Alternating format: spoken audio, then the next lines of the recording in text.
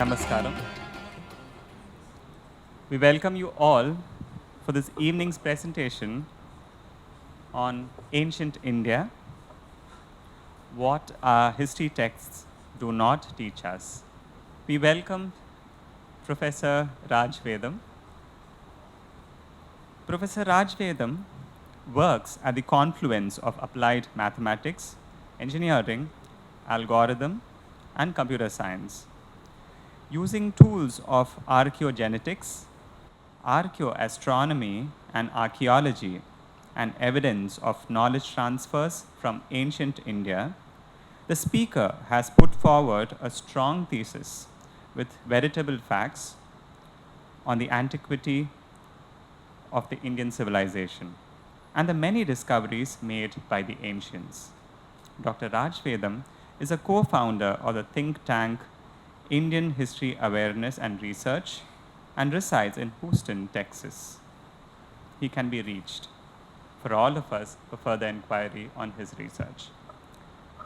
We welcome Professor Raj Vedam once again to deliver his address to us and enlighten us. It is so important that we understand that Vidya, as India would call, does not bifurcate itself into science and art. It all springs from the root vid, and whatever is knowledge is called Vidya alone. People like them have gone into many veritable tools to verify this fact and also give us this silent, why is India so tolerant about many of its attacks? There are many answers. Many people have got into the field to understand the underlying sentiment of being an Indian, or perhaps a Bharatavarshi. We welcome Dr. Raj Vedam to present his address.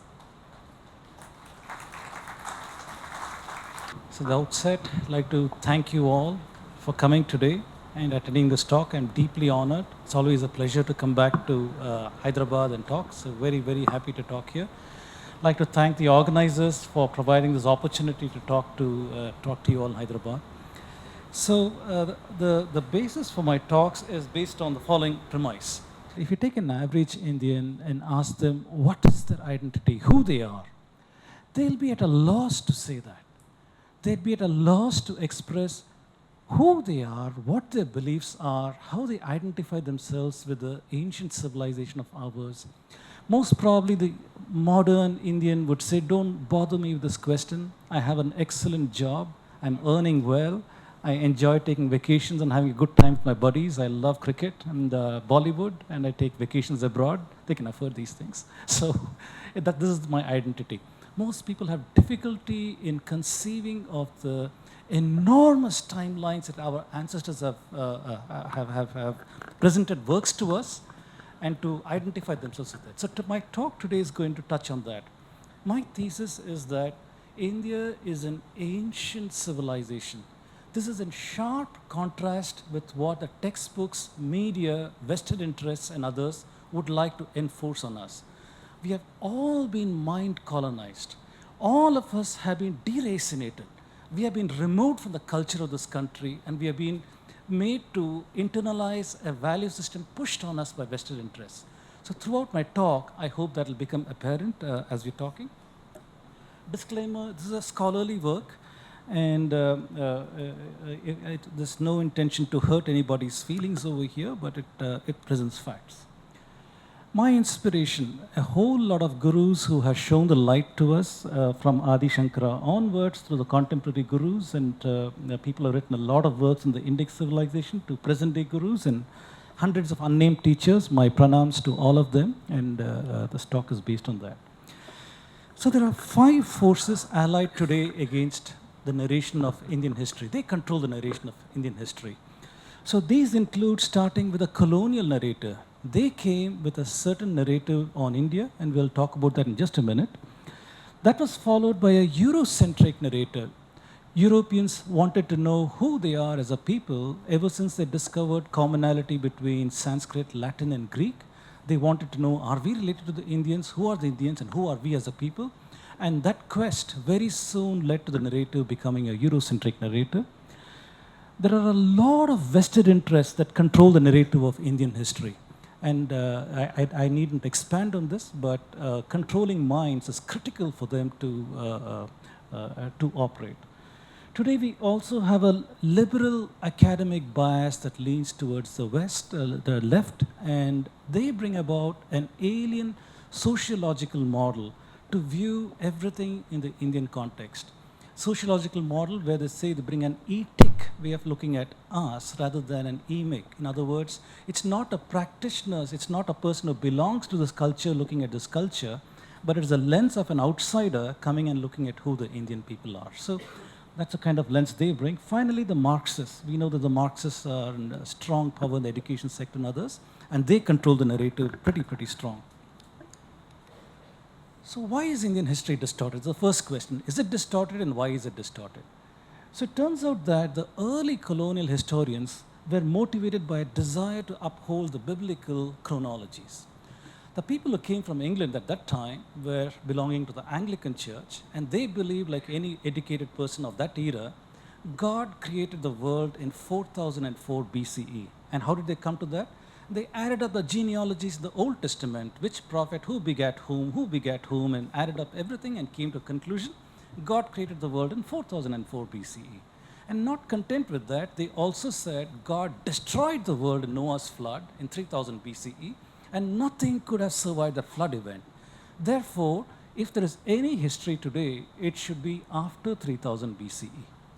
Now, when the Europeans and the colonialists came to India and they encountered the Puranic chronologies, they found enormous timelines in the Indian context. They couldn't even figure out where does Indian history begin and where does it end? And how is it related to the world history timelines, for example, the Egyptians or the Greeks and so on. So they worked for long, and they finally found there's a person called Megasthenes, and Megasthenes seems to have referred to somebody called Sandrakotos. They plumbed the Purana king list. They found somebody called Sandrakotos, Chandragupta Maurya. And I said, Chandragupta Maurya should be Sandrakotos. And I said, we have got an anchor point for Indian history. We know how it relates to the world history. Unfortunately, in the Indian Puranic context, Chandragupta Maurya is 1,200 years earlier than this 300 BC where they placed it. So they introduced distortions because of the desire to uphold biblical chronologies. They started cherry picking the king list, saying these are all mythical kings, we cannot believe these things. They reduce the chronology for India. They were followed by the Eurocentric people. When they found this commonality of languages, they wanted to say, where is the homeland? Where is the homeland for our ancestors? Initially, they thought India was the homeland. But pretty soon, as a consequence of things that happened, the homeland shifted to Central Asia, and they believed that migration waves from Central Asia took languages, Indo-European languages out. The narration has become one of a Eurocentric one. As a consequence of this, there had to be an Aryan invasion theory. The so-called Aryans who brought the Sanskrit and Hinduism and these things into India had to come from Central Asia according to this theory. As a consequence of that, the Dravidians are assumed to be different people. They are the people who were there before the Aryans came. They're different people. There's also the missionary desire to convert southern Indians. Starting from the 1800s and 1700s, they've been after a quest on converting the southern Indian, and they have muddied the waters tremendously. Left liberal academia, we talked about it, privileging sociological lenses, and the Marxist desire. So I, as an analytical person, I come with the viewpoint that everything needs to have a model that can more or less evaluate a narrative. A good model accommodates all evidence coherently with little or no conflict. So today, if you look at Indian history, you got data points from archaeology, epigraphy, literature, foreign travel accounts, climate, astronomy, sciences, grammar, paleontology, genetics, religion, philosophy, arts, you name it. There's enormous amounts of data points over there. If you claim to have a narrative that talks about the identity of Indians and the history of India, then all these data points must fit coherently with very little conflict, if there is conflict at all. If it doesn't, a red flag must go up. What is wrong? Is our narrative wrong? Is our model wrong? Is the data wrong? Is our understanding wrong? Are there holes in our understanding? These are the questions that we must ask ourselves. So throughout this talk, I'll be referring to a model. So, like I said, the linguistic model was what was applied on the history of India initially. So, the Proto-Indo-European linguistic model led to a homeland in Central Asia, and a consequence there was Aryan invasion theory. Sanskrit Hinduism is an import, and Dravidians are separate people. We talked about this. Genetics is not an independent line of evidence because genetics uses constraints from the linguistic model in order to propose its theories. Because of that, I call it evidence made to fit the linguistic model. It is not an independent line of evidence. It's like if I had to judge in a murder case and I have 3 witnesses, if I let the witnesses talk among themselves, they'll all converge on a single story. And it's not independent line of evidence anymore. It's like that. There is a lot of evidence that does not fit the linguistic theory. Astronomy, archaeology, climate record, oral literary works, and we'll talk about that. So very first thing, the colonial narrator. So the desire for this fitting this biblical chronology gave rise to this. William Jones and Max Mueller, 2 of the early actors, how they reduced an ancient chronology for India into reduced chronology. Before they started working on the king list, there was perfect synchronism between the Nepal king list, the Kashmir king list, the Puranas. Everything was in beautiful synchrony. But after they had done what they had done, even today the synchrony is lost and it's irreconcilable. It's so badly gone. So because of the distortions that they introduced. People often ask me, Dr. Vedam, why do you even bring in religion? Is it true that they did these things? Well, these guys are dead and gone, and we can't ask them why they did this, but their writing survives. It gives us a window into their minds and what they were thinking about. William Jones said either the first 11 chapters of Genesis are true or the whole fabric of our national religion is false in this work. He also said, I'm obliged to believe in the sanctity of the books of Genesis in this work. Max Mueller said, I look upon the creation given in Genesis as simply historical. It's all from these works over here. I recently found one more quotation from Max Mueller, who wrote a lot of letters to various people, and his wife edited this book, Life and Letters of Max Mueller. Over there in this 1866 book, in this page number, in this chapter, he says, Vedas are the root of their religion. And to show them what that root is, I feel sure the only way of uprooting all that has sprung from it for the last 3,000 years. In other words, it is not some kind of altruistic or scholarly motive with which these guys came and did the translations of Sanskrit works. Rather, it was a desire to subvert your identity and to convert you into something that you're not. That was the desire for these guys. Rebutting the colonial ideology is trivial. So we all know today that there's a cosmology model suggesting a Big Bang event about 14 billion years ago, leading rise to stars and galaxies. We know that this plate tectonics, geology shows plate tectonics, and we know that continents have been in motion for many, many hundreds of millions of years. Paleontology shows dinosaur bones from 100 million years ago. This disproves the assertion that the Earth was created in 4004 BCE, and there's no evidence of a catastrophic flood anywhere in 3000 BCE, and that completely invalidates the Christian model over here. The colonial ideological model is disproved by modern science. From that, we go to the linguistic model. What is a linguistic model, and what can we talk about that? So initially, they thought India was a homeland. However, they discovered a people called the Mitannis and the Hittites in the late 1800s and so on.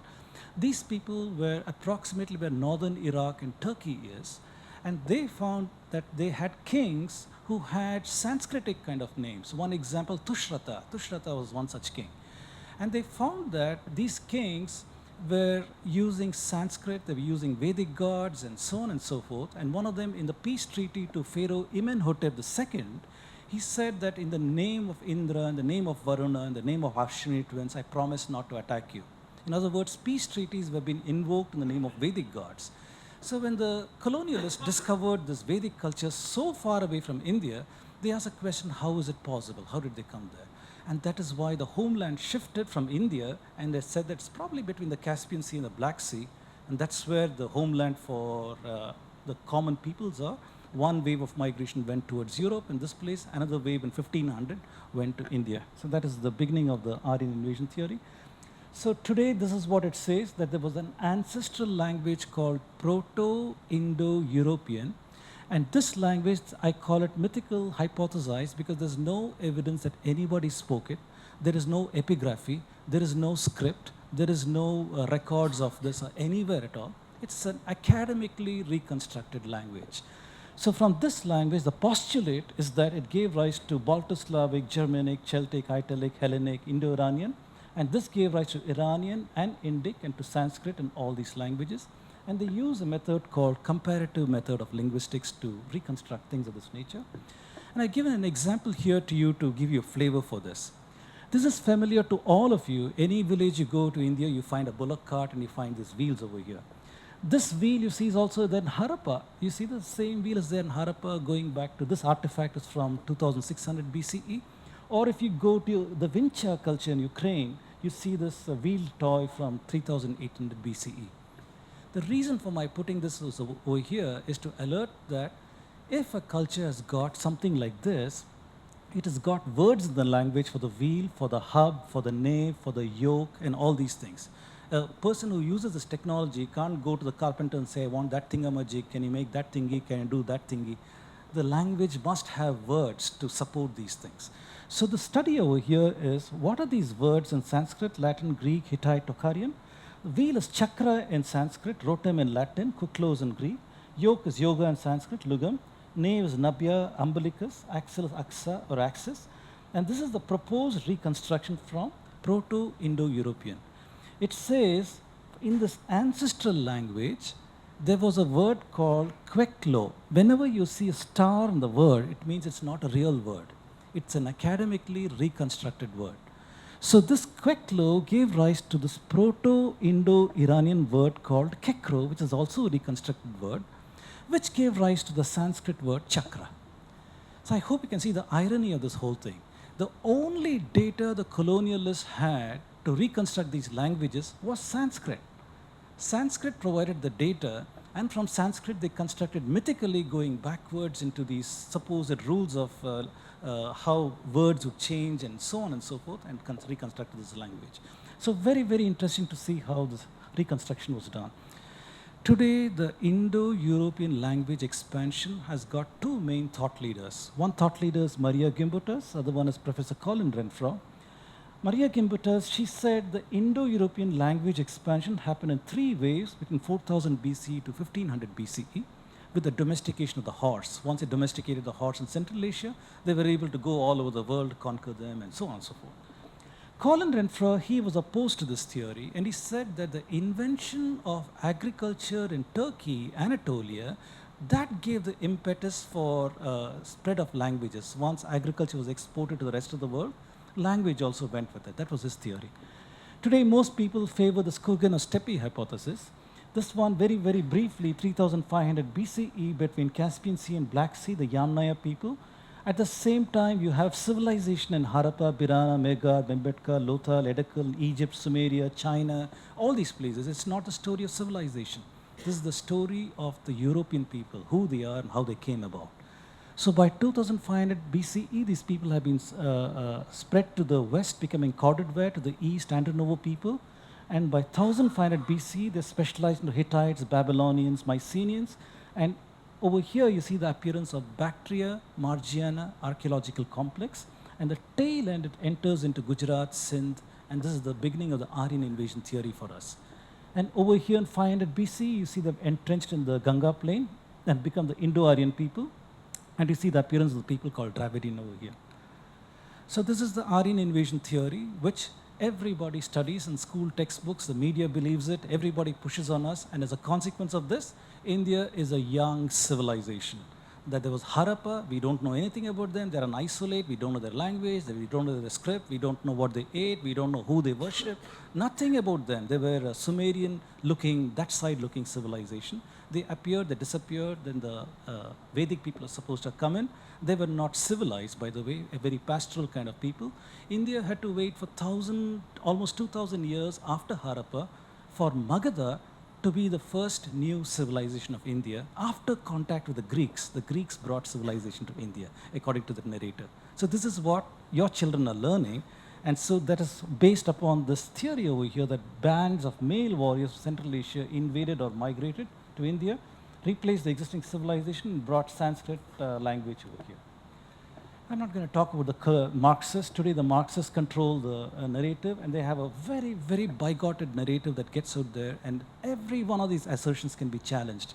I don't intend to go there. So here is the main thrust of my talk today, the unspoken history of India. And I'm posing these questions. There is something called a mainstream narrative, and there's something called an evidence-based narrative. And obviously, I, as an analytical person, am pushing for an evidence-based narrative. So in the mainstream narrative, you have something called the Aryan invasion theory, evidence you have out of India. Indic thought only impacted the East according to the mainstream theory. They say that India impacted China, Southeast Asia, Cambodia, Japan, all these countries. However, it did not step 1 foot outside Afghanistan. This is the strange paradoxical nature of this theory that says India, that had so much to offer to the world, impacted all these countries, but did not step into biblical lands because they wanted to maintain the purity of their so-called thought over there. We will show that it impacted the East and West. They say Indic civilization is recent, but it's ancient. They say that Indians borrowed from Greeks and Babylonians. However, the evidence shows that Indian thought seeded the Greeks and Babylonians. They say Indians are Aryans and Dravidians and tribals, but we show that the identities are manufactured, that there's a common identity throughout India. They say Vedic culture is responsible for widespread poverty, but we can show that invasions are responsible for widespread poverty. So here I'm going to begin the first major section of my talk, and this is on Indian astronomy. I chose astronomy because most of us are disconnected from our roots. In this audience, if I tell the word Kritika Nakshatram, what is the first thing that comes to your mind? Most people in India would have a Pavlovian response that says, this is Jyotisha, horoscope, I don't believe in these things, and this is all rubbish. And this is the kind of response that we have. This is horrendous and is really, really sad. This shows the extent to which we are being deracinated. This shows the extent to which our minds have been programmed by those 5 forces that I talked about earlier. They have distanced you from the wisdom of your ancestors. It's not just you, including me and everybody else. And that's what I want to show over here. By the end of this section, I hope we'll have an appreciation for the wisdom of our ancestors in astronomy. So the Indian astronomical model was one of nakshatras and Rashi.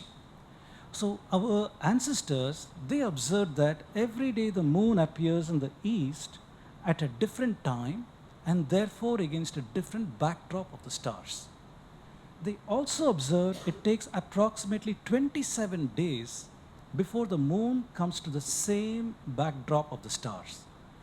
Because of that, they decided to divide the ecliptic into 27 segments. So they said the first 13 and 1/3 is the first segment, second 13 and 1/3 degrees is the next segment, next is the next segment, and so on. And they divided the entire ecliptic into 27 segments. If you multiply 27 by 13 and 1/3, you'll get 360 degrees, an entire circle. Now, it is not enough to merely divide the sky into segments. You should be able to recognize that tomorrow. So they said, what is the principal brightest star in that section of the sky? And that will give the name for that nakshatra. For example, the principal brightest star might have been the Pleiades. The Pleiades is what is called in Greek, but in India we call it Kritika. So we call it Kritika Nakshatra, that's the brightest one. Some other section of the sky, it might have been Aldebaran. Aldebaran is an Arabic name. In India, we call it Rohini. In some other section of the sky, the brightest star might have been Spica. Spica is Greek name. Indian name is Chitra. Somewhere is Regulus. Regulus is Maga. And so on and so forth. So the Indians divided the sky into 27 segments, and they also identified by the principal brightest star, but they didn't stop there. Ancient Indians knew that the human mind craves entertainment all the time. In your school, if you were to read about a theorem, the minute that class is over, you've forgotten the theorem, and you need to apply your mind at it, keep mugging it for days on end before you remember it. However, the Indians knew that if they embed learning in the context of entertainment, that's a powerful package and you'll remember it. So the earliest Indian astronomical wisdom is woven as stories and Puranas. So you all heard the story. The story says, Chandra married the 27 daughters of King Daksha. Have you heard the story? Chandra married the 27 daughters of King Daksha, and he would visit one of his wives every night. In other words, it charted out the course of the movement of the moon across the skies. And in addition to that, the stories of the nakshatras were designed so that it will give you wisdom on the position where to find that nakshatra in the sky, which follows which, and so on. It is such a powerful way of teaching that even now, after thousands of years, I'm still talking to you with the nakshatra model. That tells you how effective that is.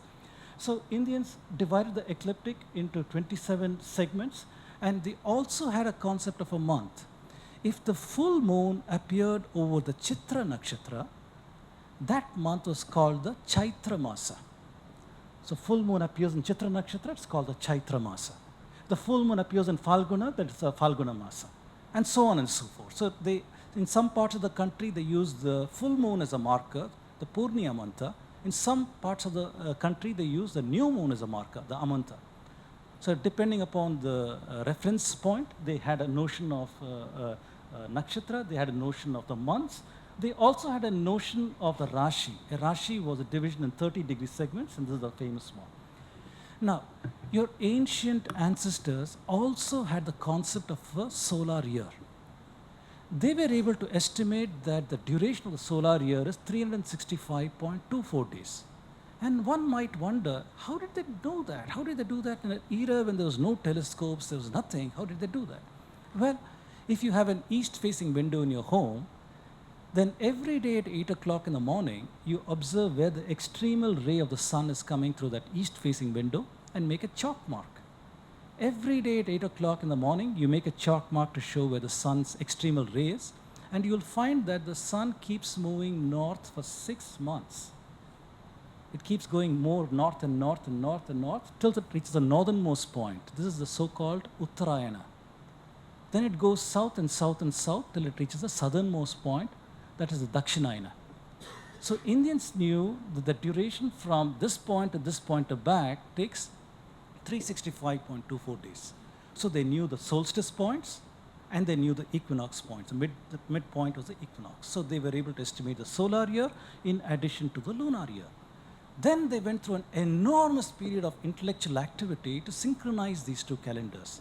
They could figure out that although sun seems to have something new starting here, that calendar is not reconciling with the lunar calendar. So they introduced the concept of Adhika Masa. Then they introduced the concept of the 5-year cycle, Yuga, the 19-year Yuga, the 30-year cycle, the 60-year cycle, and so many other cycles. These are all introduced with the intellectual desire to synchronize what's happening in the skies and to measure the passage of time. This is how our ancient ancestors marked the passage of time. So that said, here is a listing of all the nakshatra names in various languages in various parts of the country. And you can find that for the most part, they're all the same. Wherever it is slightly grayed out, in Tamil it is different. For example, over here it is Anusham, Anuradha, Ketai instead of Jeshta, and so on. So you see a pan-India model of the nakshatras that you can, any part of India you go, they've been using this. The question you might ask is, how old is the nakshatra model? Well, at least as old as the Atharva Veda. If you go to this verse in Atharva Veda, Griffith translation 1895, I have highlighted all the nakshatra names. A whole lot of them are there, and you can see at least as old as this book, we know the nakshatra model is.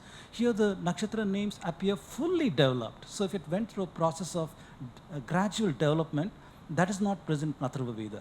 Atharva Veda shows a fully developed model. Also in Taittiriya Samhita, in this verse, once again you have all the nakshatra names. So at least as old as Taittiriya Samhita, which is even more ancient than Atharva Veda, we know that the nakshatra model has been in use. This is the night sky today in Hyderabad. If you go to the latitude of Hyderabad, approximately at I think 7:41 today morning, we would have observed this kind of a sky. Now the ancestors, our ancestors, whenever they called the nakshatra for the day, it was always in relation to when the moon appears over the eastern horizon, what section of the sky is it in? That gives a name for the nakshatra for the day. So today in Hyderabad, this is the horizon line, this green line. This is the moon. The moon appeared over the horizon at 7:41, and it was in this nakshatra. So if you go to your Drik Panchanga for today, Google it and see today's nakshatra. it will have the name Uttara. I can't make it as Uttara Falguni or Uttara Bhadrapada, what it is, but it is one of them. But the reason for the nakshatra for the day is because when it rises in the eastern horizon, which section of the sky is it? Now, this picture might have you wondering, what is this all about? This point in the sky is immobile. It appears that the Earth is rotating about that point in the sky. Earth is rotating from west to east, pointing to that particular star in the sky, and all the heavenly bodies appear to be going east to west. This is remembered in our stories through the story of Dhruva, that we know that Dhruva was made into a star immobile in the sky, and we have the Saptarishis that go around Dhruva.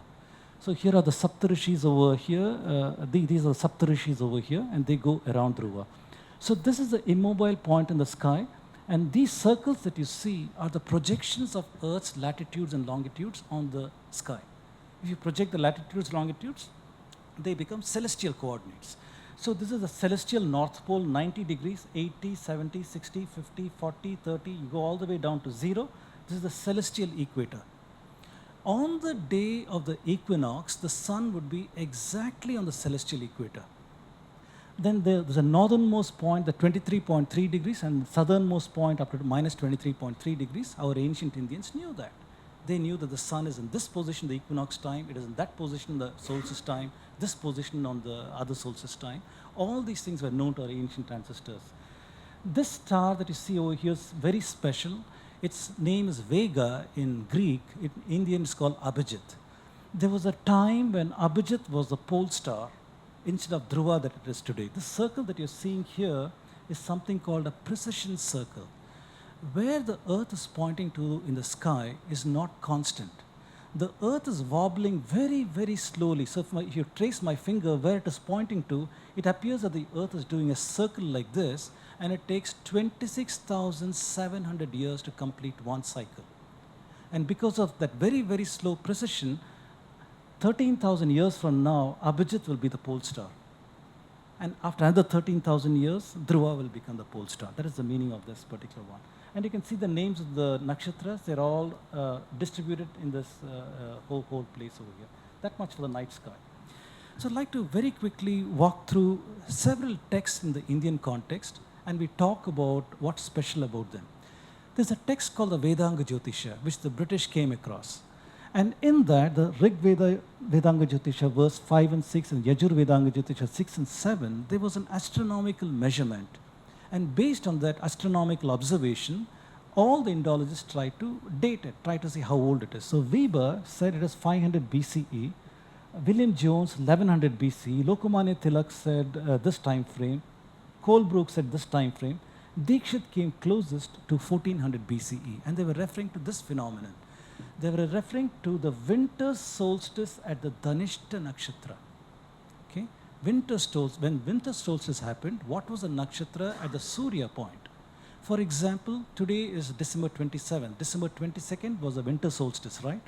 So where the sun was, that Surya nakshatra was remembered at some point in time as the sun was in Dhanishta nakshatra. So sun is over here. It is in the longitude of Dhanishta. This is Dhanishta nakshatra. That's why they refer to it. This one we can crank back using the mathematics that we know, or in the planetarium software, and we know that was 1440 BCE was when this was valid. So whoever observed it at that time recorded that. And Lagada was a man who wrote this Vedanga Jyotisha, and that's what it is. Shatapatha Brahmana was written by the Rishi called Yajnavalkya. So Yajnavalkya wanted to tell the Vedic practitioner, he wrote a manual for the Vedic practitioner, how to build the altars, how to find the east direction, how to do different rituals and so on. He wanted to tell where is the east direction. If I ask somebody in the audience where is the east direction, you'll say that's one of the most trivial things you're asking. Wherever the sun is rising, that is east. However, the sun is not rising the east every day. Some days it goes north and north and north and north and south and south and south and south. So which is the east direction? Only on the day of the equinox, the sun is pointing in the true east direction. So Yajnavalkya wanted to convey this information. So in this Shatapatha Brahmana, he said, Kritika Nakshatra does not move from the east direction. Therefore, you may light your Vedic fires under Kritika Nakshatra. It turns out that the heliacal rising of Kritika was only possible in two 2982 BCE, plus and minus 80 years to 100 years on either side. This is true only then. Today, we no longer have equinox if Kritika is rising. Kritika is far moved from that position because of precision. So we can crank back in time and say that this is the antiquity for this observation. There appears to be an ancient epoch encoded in the tables.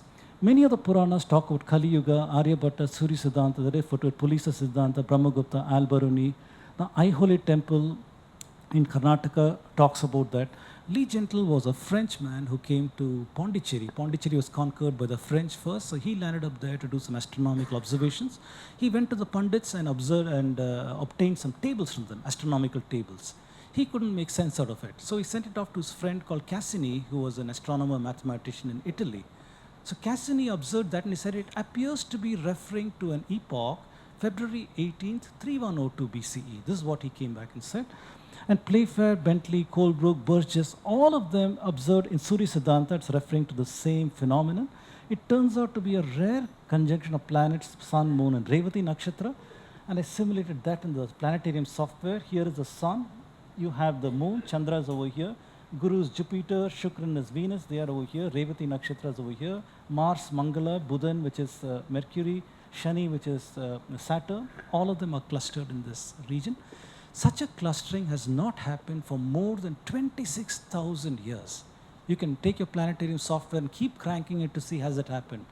A near clustering happened in 6000 BCE, but it was not in Revati Nakshatra. It was in the Aries constellation, somewhere else. So it is not over here. So such a clustering in Revati only happened here, and this seems to be remembered in a lot of our texts, including it's an absolute marker for almost all Indian calendars. Incidentally, this was the observation that led the missionaries up the wall.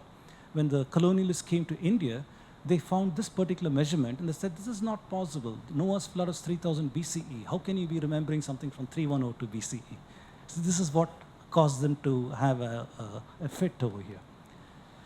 In Rig Veda, you have a reference to Aditi. Aditi is supposed to be the mother of gods, and she, along with her co-sister, with Rishi Kashyapa, they gave rise to the Adityas and the Daityas. So the Uttarayana is a path that is mentioned in Bhagavad Gita. The 6-month northward course of the sun is a path of the Devas, and the southern course of the sun is a path of the Daityas.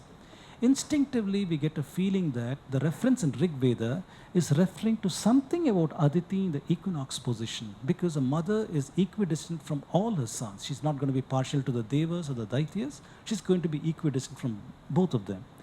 She's also associated with the nakshatra Punarvashu. And so Balagangadhar Tilak as well as Abhyankar, they studied this phenomenon, and they proposed that the reference to Aditi in Rig Veda is talking about vernal equinox of the Punarvashu Nakshatra. This is the Punarvashu Nakshatra, and the sun at the vernal equinox position. And this works out to a staggering date of 6000 BCE, just from the astronomy encoded in an Rig Vedic verse over here. Ashwinis are also very, very famous in the Rig Veda. They are mentioned almost 376 times in many, many hymns. All of us over here know the story of Sanjana. Sanjana was supposed to have married Surya, gave birth to the Ashwini twins, and she couldn't take the heat of the sun. Sun was too hot for her. So she left her sons in the charge of her shadow, Chaya, and she said, Chaya, you take care of my sons, and she ran away. She ran away. If sun was in the northern hemisphere, she was farthest away from him in the southern hemisphere, where it is cool. If the sun goes there, she's run off to the north, where it is cool, right? She couldn't take the heat. So this is a picture of the sun going to the southern hemispheres, where he finds Sanjana. So the sun going to southern hemisphere means it is winter solstice in the northern hemisphere. India is in the northern hemisphere.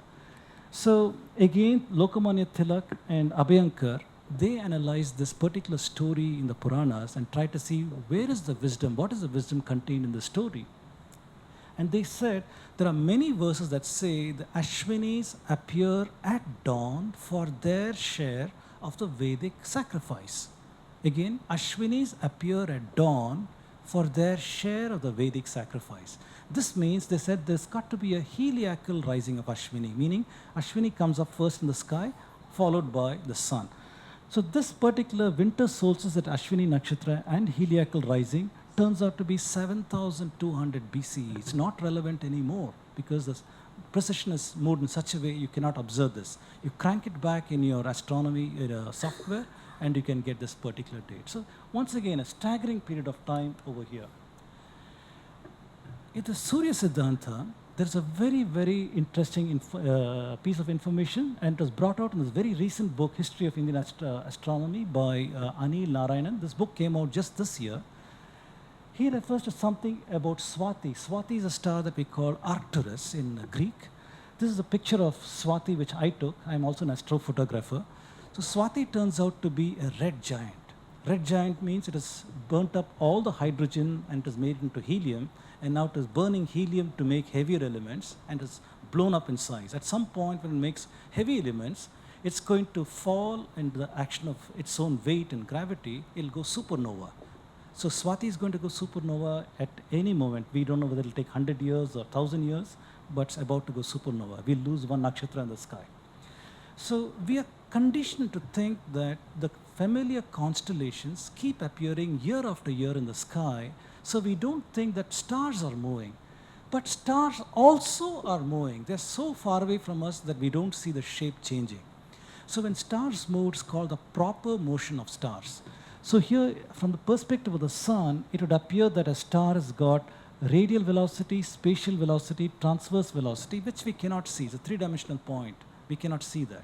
But if this is a reference point, I can make out the star is moving in this way, and I can measure this angle. That's what I can do from the perspective of the Earth, and that is this angle over here. It turns out that Swati is the fastest star in proper motion with 2 arc seconds a year. Okay, 2 arc seconds a year. So the Greeks, ancient Greeks, had recorded the position of Swati. If you take the ancient Greek position and compare it with today, it is off by 1 degree. You can work out what is it by the mathematics, how old was the observation. It comes out to be 1800 years. That's when the Greeks had observed it. The Surya Siddhanta had also observed Swati. If you measure where Swati was in Surya Siddhanta time and now, it is off by 6 degrees. So you take 6 multiplied by 60, converting degrees to minutes, minutes to seconds, divided by 2 arc seconds, you get 10,800 years. In other words, that Surya Siddhanta observation was made in 8000 BCE or so. Staggering amount of time, but these things are there in our texts. Anybody could take these things and verify these things. We also seem to have an ancient observation encoded in the Mahabharata. In the Mahabharata, in this chapter and so on, dialogue in Indra and Skanda, it talks about Abhijit slipping down in the sky. Many people said stars don't slip down in the sky, and this is an example of Indian text taking flights of fantasy, myth, and all these kinds of things. Professor Vartak came along and said that that's not the fact. It is actually encoding a time when Abhijit was a pole star because of precision. And then somebody in the Indian context has cultural memory of that, passed down generation by generation that Abhijit was once the pole star, until such time Mahabharata was written, and it's no longer the pole star, so it appears to have fallen in the sky. That was his interpretation of that. So I simulated this 14,000 years ago. You can see that Abhijit is over here at the center. That is the pole star, and this is our Dhruva, where today this is the pole star, it is Abhijit. So another 12,000 years or 13,000 years from now, the situation would have changed. That's where we are. So roundup of the antiquity. So I presented to you many instances of interest with astronomical observations. We talked about all of these various things over here, about how ancient the Indian astronomy is. Now, like I said, the first indications of Indian astronomy are contained in Puranic stories. If we have the key to unlock the wisdom in these stories, if you have the key to unlock the wisdom in the stories, you know what that story is all about. If you don't have the key to unlock that wisdom, it becomes a silly myth for you. It's a silly mythology that talks about Sanjana marrying Surya. What on earth is this? How can you make them into human beings? And things of this nature. So if we understand that the ancients wanted to encode wisdom and you know the key to unlock wisdom, it comes to you. Otherwise, you're deracinated in the sense you don't understand what is going on. I have an entire TED talk on this, TEDx talk, that talks about ancient stargazers. Please see that, where I've explained why did Chandra love Rohini more than his other wives. So we have a delightful story, romantic story in our Puranas that say that Chandra loved Rohini more than his other wives, and then his father-in-law curses him, saying that because you're not treating my daughters equally, you will fade and die. So then the question is, what does that mean? Is it just a silly story that our ancients made because they didn't know better? Or did they actually encode wisdom over there? So in the TEDx talk, I'm actually talking about that wisdom. I don't have the time to talk to you about this. So I presented all of this antiquity for a particular reason, because I want to use that to rebut the Aryan invasion theory model, at least one aspect of that. We all know about Max Mueller. He wanted to date when were the various Indian texts and epics and other things, when were they written. He proposed 4 periods. His periods were the Chandas, the Mantra, Brahmana, and the Sutra. He said that in the Chandas period, in this 1000 BCE, the earliest books of Rig Veda were written. In the Mantra period, the remaining books. Brahmana period, the Sama, Yajurveda, Aranyakas, and Upanishads. In the Sutra period, you have all the Vedangas and so on. However, in these few slides now, I've shown to you that Colebrook, he found Vedanga Jyotisha at 1400 BCE because of the Dhanishta Nakshatra observation. Where is that observation and where is 200 BCE for Vedangas? There's no relation at all. Then we talked about Kritika and Satapatha Brahmana 2982 BCE. Where is that? Where is Brahmana period at 600 BCE? We talked about Rig Veda that talks about Ashwinis and Aditis in this time frame, and where is the Chandas period with this time frame? So very, very clearly, there's no relationship with what Max Mueller has done and where the reality and evidence in our text is leading us. However, today, Max Mueller is upheld in India as a person who has done this enormous favor to us by telling us when these dates were written. And even today, NCRT textbooks or any other textbooks, we study this rubbish. However, the evidence shows entirely something otherwise. Somebody went up to Max Mueller and asked him in a European conference, Mr. Max Mueller, is all of Indian chronology to be held hostage to the Christian chronology? This man got so upset by this question, he came back and wrote an entire book on that. He wrote a book where he completely said, I don't believe any of the Indian texts or the Indian astronomical measurements. They are all spurious and we cannot trust them. He was only willing to take Colebrook's date for Vedanga Jyotisha to 1400 BCE because that is after the Aryan invasion theory. That is why towards the end of his career, when he was attacked by many people for the obvious inaccuracies, he said, why does it matter whether Vedas are written in 1000 BC or 3000 BC? The wisdom is always there. It was not an admission of maturity, or it's not an admission of wisdom. It was an admission of defeat over there and trying to extricate himself out of a bad situation. That is what it was. And so we have honored this man with a stamp. New Delhi's got a big road named after him. Every major Indian city, you find Max Mueller Bhavans and so on and so forth. It's a tragedy. It's a real tragedy that we don't understand our roots and we uphold these guys who have deracinated us. Very, very unfortunate.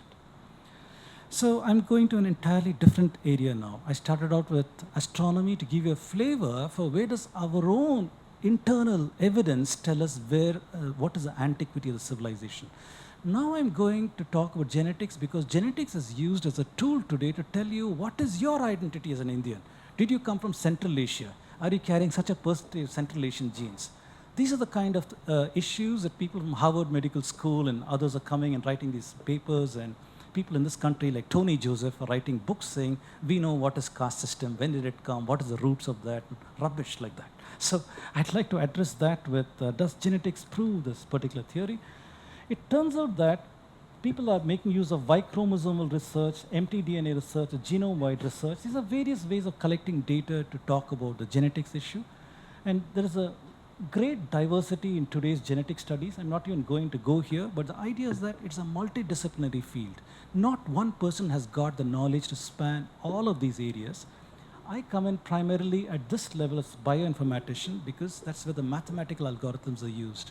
And so I know the math that they're using over there. This has been my bread and butter for more than 30 years now. So I know the math, the problems with applying that as an applied mathematician and how you can interpret those results. That's where I'm going with this. Here is my confidence level with the genetics methodology.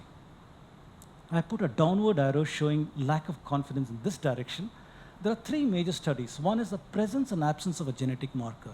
if I come and say somebody in this audience that this person is carrying this marker A and I'm carrying marker B, that is a fact. I can't do much about that, right? It is a reality. You can measure that, yes, he's got that particular mutation and I got a different mutation. We can measure that. So that part of it is okay. However, when people come and say there's a percentage of marker in our population, I have got a problem with that. If somebody takes the genetics of all the people in this room over here and say that with this genetics, I'm going to extrapolate it to all of Telangana. Maybe Telangana, I don't know what the population is, but in several tens of millions of people over there. So out of these 100 of people assembled over here, they extrapolated to tens of millions of people. I have a problem with that. First, the people here are not entirely from Telangana. They come from various parts of India. So the study is not neat enough or clear enough to control, to make such kind of assertions. So direction of genetic flow, I have a problem with that. Percentage of inheritance from an ancient sample. So today there are people saying that I have a Harappa sample, I've got a Central Asian sample, and I know that I'm having 50% ancestry there, 10% ancestry here. These are also spurious studies because these are based on, these are all the things that people have: models, methodology, data, samples, claims, and this is spurious at the model level, spurious at the methodology level. The data has got enormous problems to collect from ancient samples, but people are doing it. I'm not knocking on this entire methodology, but I'm only calling out some of the issues over here. So I'd like to say that the results cannot be global. Whenever anybody publishes a paper on genetics, one cannot say with these 1,000 samples that I have, I know the genetics of 1.3 billion Indians. That is spurious.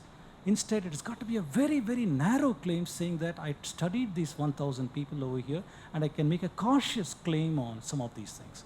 However, you don't see such humility in any of these papers. People make bombastic claims, and when they write popular books like Tony Joseph's book, they make all kinds of absurd names, and people who don't normally know the mathematics are swayed by things of this nature. Two major methods. I have got problems with all of these things. What are the assumptions built into the model, appropriateness, scaling, convergence, and all these things?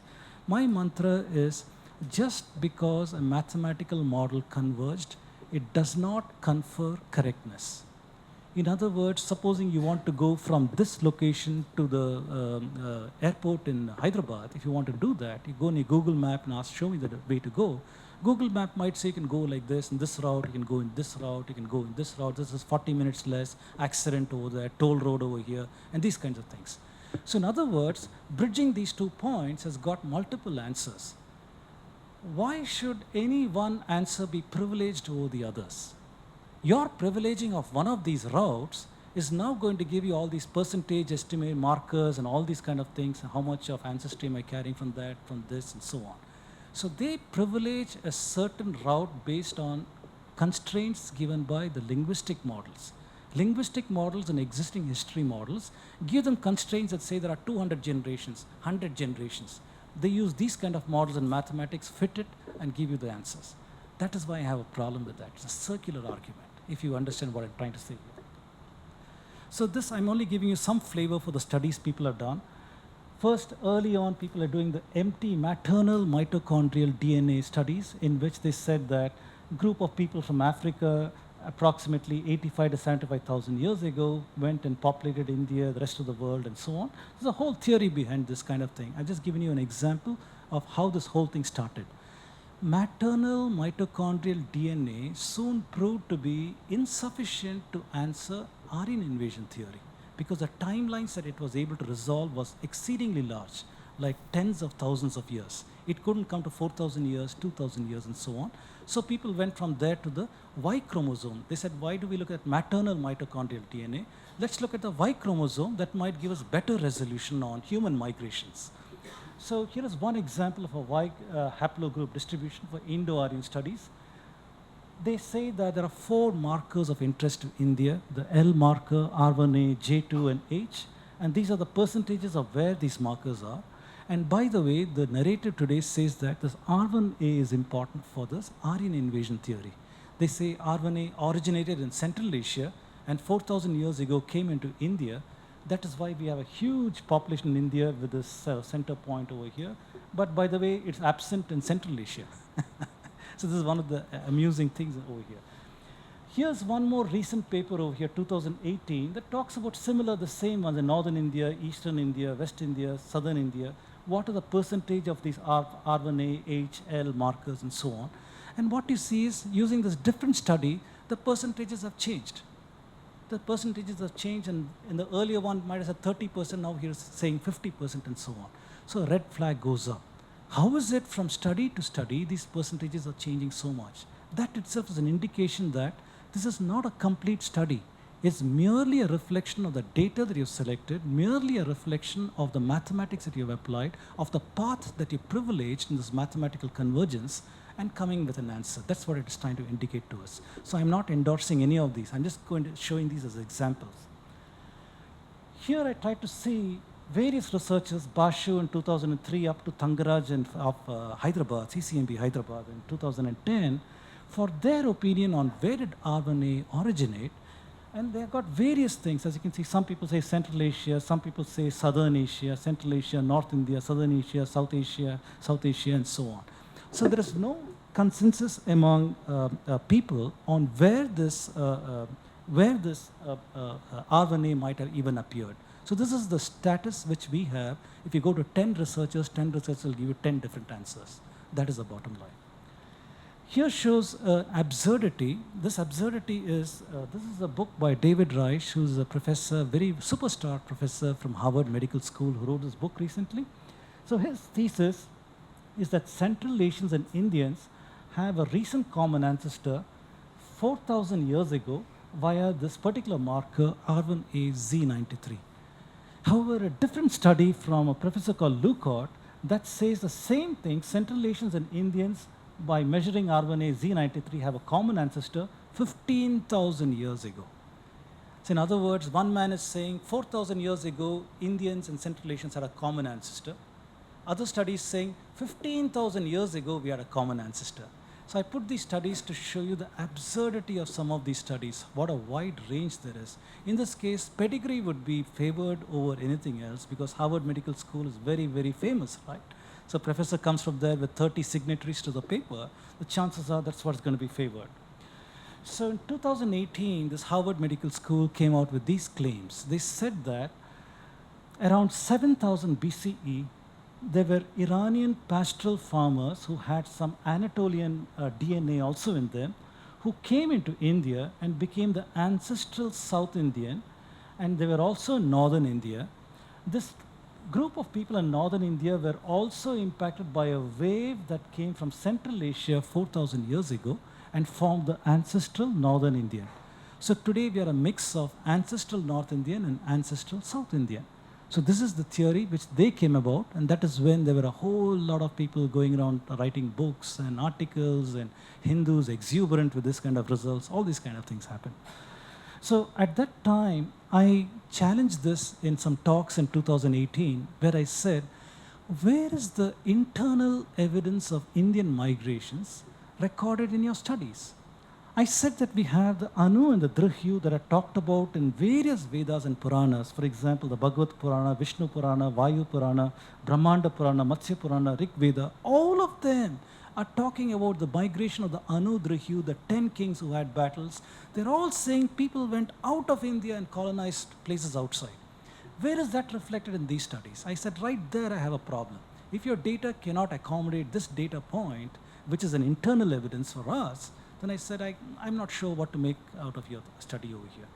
Very well, what happened is in 2019, in September 2019 to be perfect, in Science, they came out with a paper where they found 11 skeletons in some place in Iran, which they introduced into their study. And the minute they did that, it did not converge to that old answer that they had before. In 2017 and 18, when I critiqued DNA studies, I said that what will happen if I take a few data points out of the study? If I take a few data points and run the results again, will it converge to the same answer? Or is it very, very sensitive to this few data points? I said such studies have to be done. So here now, by adding 11 new skeletal samples, they recanted on their earlier theory that in 7000 BCE, people came into India.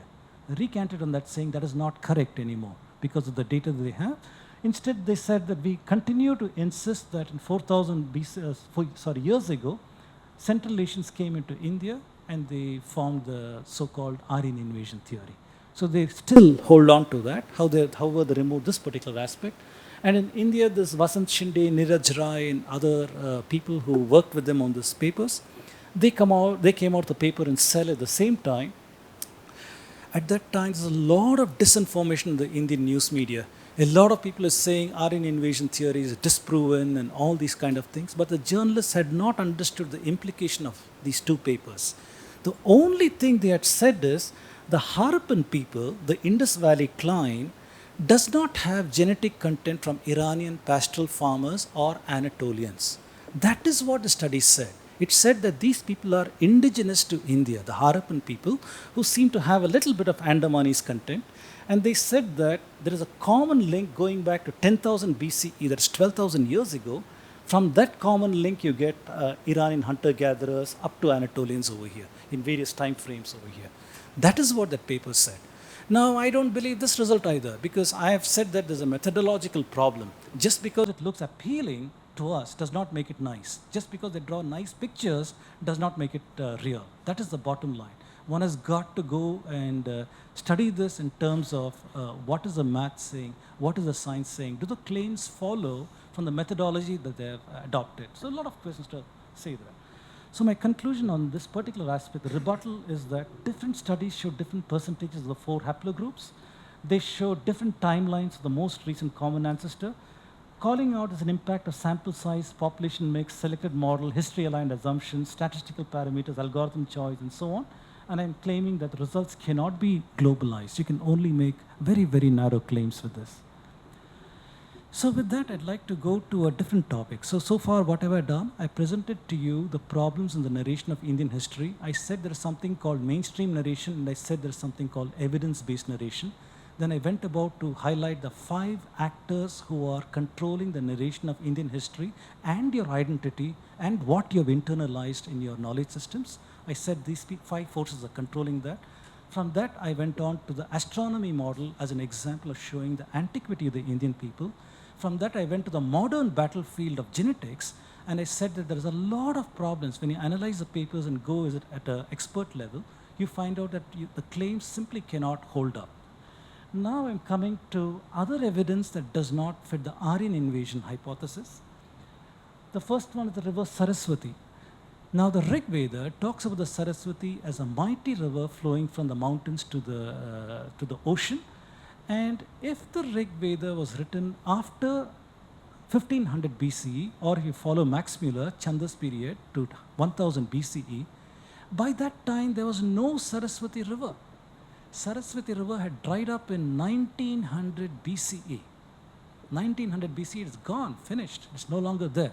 But the Rig Veda is talking about it as if it is a massive river flowing from the mountains to the ocean. How is that possible? So the model is wrong, data is wrong, or what narrative is wrong, what has happened over here? So the best thing we can do is check out the model, linguistic model that Max Mueller has used to date the Rig Veda and say there's a problem. Saraswati River is the one that shows us that particular data point. And here are papers that talk about, this is a paper that came out in November 2019, Anirban Chatterjee and others. It talks about the methodology that they used, that they found that this river stretched 300 kilometers up to the Pakistan border, and how they did it. B.B. Lal, he is one of India's most famous archaeologists. He spent a lifetime in doing a lot of excavations in northern India. And so he, towards the end of his career, he said that there does not appear to be a periodization from the so-called, we are thought to believe that there was a Harappa period, that was followed by a Vedic period, that is followed by some other period, Muslim period, and all these kind of things. But he said there is no evidence of that in the archaeological record. He says there's a continuity of civilization and thought from the so-called Harappa period to the so-called Vedic period. And he presented several things like the Pashupati seal, the Proto-Shiva. He presented the Mohenjo-daro seal of swastika, which is very, very famous for Hinduism. He showed that several terracotta female figurines had the Sindoor symbol. Even today, married women in India wear the Sindoor symbol, and these were there in Harappa. So there's a cultural continuity from there to present times. Then the Namaste pose. The Namaste pose was found in a terracotta figurine in Harappa. It is a deeply Vedantic concept. It says, Narayana in me is bowing to the Narayana in you. It is a belief of the oneness of the cosmos and all of us within the cosmos. Such a deeply Vedantic concept, what is it doing in Harappa if there are separate periodization and Aryans brought Hinduism to India in 1500 BCE? Problems with that model all over the place. The Shiva Linga found in Kalibangan and several yoga asana position terracotta figurines are found by Professor S.R. Rao as well as B.B. Lal. And yoga is at the heart of Hinduism. It is at the heart of Hinduism that talks about identity and so on. What is that doing over here? On the left here, you'll observe this very, very famous figurine. This is a pottery shard from Birana. And this is the very, very famous dancing girl that is found in Mohenjo-daro. So separated across time and space, but you see a continuity over here. Now, the Marxist historians would have us believe that iron came into India when the Aryans, invading Aryans, brought them. Aryans came on their chariots and their horses, and they had superior iron weapons, and they were able to overcome the bronze weapons that Indians had, and that's how they conquered India.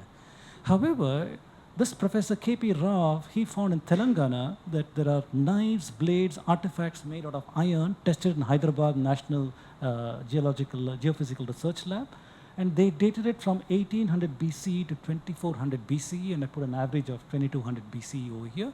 This invalidates the claim that iron was brought into India by, for example, these papers over here. By now, all of us know about the chariots of Sanauli in Uttar Pradesh, where they found pit burials with chariots in them. And if you read, on your YouTube, go ahead and search for Warriors of Sanauli. There's a beautiful little video there where the chief archaeologist has explained all the studies they're doing on these remains. And he says that these are clearly horse-driven chariots. He even found horse whips and such things. So very, very interesting talk. So this invalidates the claim that Aryans brought the horse and chariots to India because there appeared to be chariots much before that. This is a very interesting paper from Current Science in May 2018 from Lucknow Paleo Sciences Institute. So these professors said that there is evidence of paddy cultivation in the Ganga plain going back to 9,000 years from before present. This invalidates the claim that agriculture was invented in Turkey 7000 BCE and spread to India, because there's evidence that it was grown in India at a much earlier time frame itself. Now, this is a very, very interesting paper. This came from Genome Biology in 2007, and this researcher was interested in finding out where is the ancestor of the common house mice. To his surprise, he found India is where the ancestor of the common house mice was. From India, it went to Madagascar, Northern Africa, to Europe, to China, Southeast Asia, all these places. From India that these mice went. And he further addressed a question, where was that common ancestor? How old was that common ancestor? And they found it was 12,000 years ago there was a common ancestor. Now I ask you to think, in your house, if you store paddy, what is going to come over there? House mice, right? Mice will come where the paddy is stored. So it turns out that if you take this paper, which talks about paddy cultivated in India 9,000 years ago, and you take this paper talking about mouse migration, it's telling a very powerful story that agriculture also was invented in India, exported to the rest of the world, and as agriculture was exported, the mice scamper along and go to these various parts of the world. Very, very powerful. Two unrelated papers, put them together, and you have an inference coming out of this. This is an interesting paper that came out in July 2019 in Science that talks about the familiar zebu. This is the very, very famous humped bull that you see in India. Every village in India you see this. Why is this animal famous? Because it is a drought-resistant animal. It is adapted to the Indian conditions for heat and for drought, lack of water, and all these kind of things. These people in the Science, they said that in Mitanni Hittite lands, where is Mitanni Hittite? Northern Iraq and Turkey, where the Fertile Crescent is, where the Tigris River, the Euphrates River, Nile, all these are, that's that area.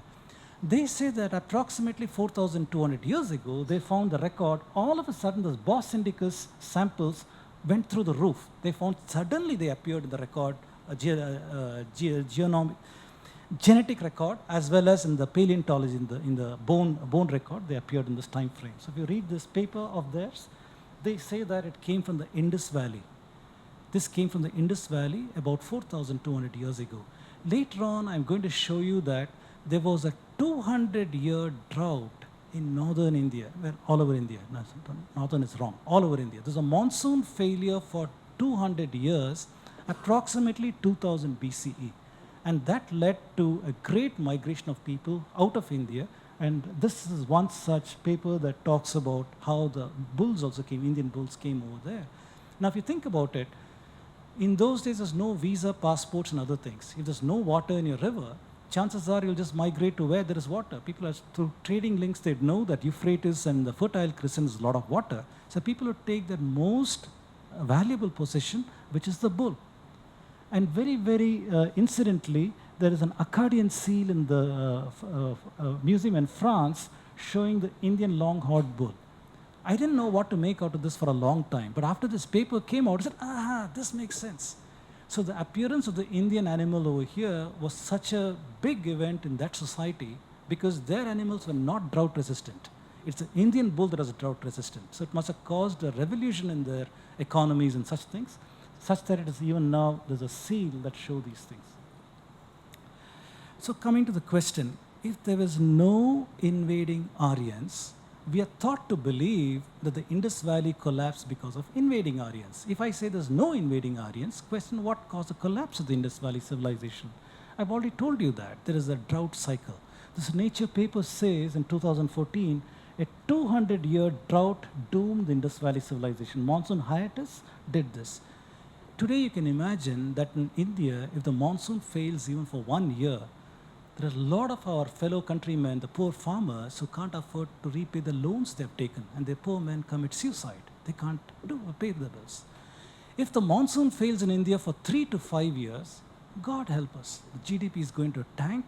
You're going to have all kinds of famine issues and poverty issues and people migrating to cities and all kinds of issues are going to happen. Can you imagine 200 years of monsoon failure? That is what science is telling us. It happened in India. 200 years of monsoon failure. Southern Indian rivers are fed by the monsoon rains. If monsoon rains had not happened for 200 years, southern India would have been in a dust bowl. There would have been nobody living over here, dust bowl. Northern Indian rivers at least are glacier-fed rivers. They might have thinned, and we know that Saraswati dried out completely in 1900 BCE. So this was a catastrophic event that is not remembered or recorded, but unfortunately, but we know from the genetic record of bulls and other such things, there's a migration out of India in this particular time frame. That's what it is telling us. Here's a related question. Now I'm jumping to a different topic. People say the Indian Vedic system is responsible for widespread poverty. When the people see the Shudras, the so-called lower classes, they say the upper castes have exploited them, and that's why there's poverty in the country. This is the narrative that the missionaries would like you to believe. This is the narrative that a whole lot of people would like you to believe to control your identity and your. I'd like to address this question: what caused widespread poverty in India? For this, I'm presenting 3 witnesses. One of them is Angus Madison. He's a historical economist. So he studied the economies of the world from the year 1 current era through the year 2003. And he studied these economies for Europe, for China, India, Middle East. He says as a percentage of world GDP, India was the highest at 33% in the year 1, followed by China at 23% or 25%, and Western Europe was all the way down over here. Then he says India went through a period of decline in the years to come, invasions and other such things, consolidated somewhat during the Maratha period, 1700s, then a rapid decline during the colonial era, at which time Western Europe shot up. It went up. So clearly this graph over here shows that there was a transference of wealth from India into Europe as recorded by many, many studies. Now, if I just give you a bland picture like this, it does not communicate the human interest of the story. There's tremendous human interest behind what happened in this particular time frame. When I first presented this talk, Dr. Srini Kalyanaraman in Chennai, Saraswati Research Institute, he said, can you extrapolate this graph backwards? can you extrapolate this backwards, and you see that India had a very, very high GDP in the past because the Harappa people were a metallurgical society. The wealth of the society was through metals, and they were a very, very rich society at one point in the past. Now, I'd like to tell you a few different things from various angles to give you an idea of what happened. Today, if I take an average person from Hyderabad and ask him, what are your aspirations? He'll say, I'd like to have an independent bungalow in the richest part, maybe this is Banjara Hills or some such place over there.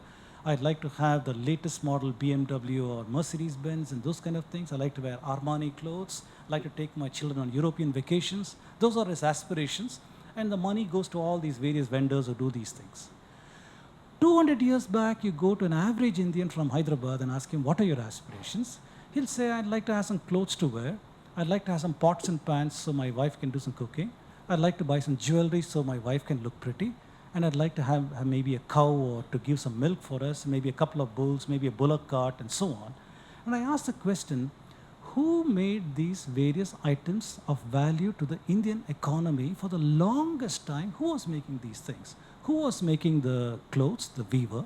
Who was making the pots and pans, the ironsmith? Who was making the jewelry, the goldsmith? Who was making the bullock cart, the carpenter?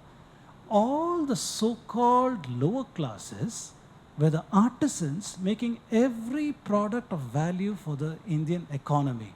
And as a consequence, they were one of the richest people that were there in the Indian economy. And their works was traded in other places by the guilds, business guilds, the Vaishyas, who had ships and other things to go to various parts of the world. We have evidence of this. We have evidence of ships that were used from coastal places all over Andhra, over Tamil Nadu, Kerala, Gujarat, going to the Red Sea and trading with all kinds of people everywhere. We have evidence of these things. So the so-called artisan classes turned out to be one of the richest. Now, I'd like to tell you a story about Dharampal.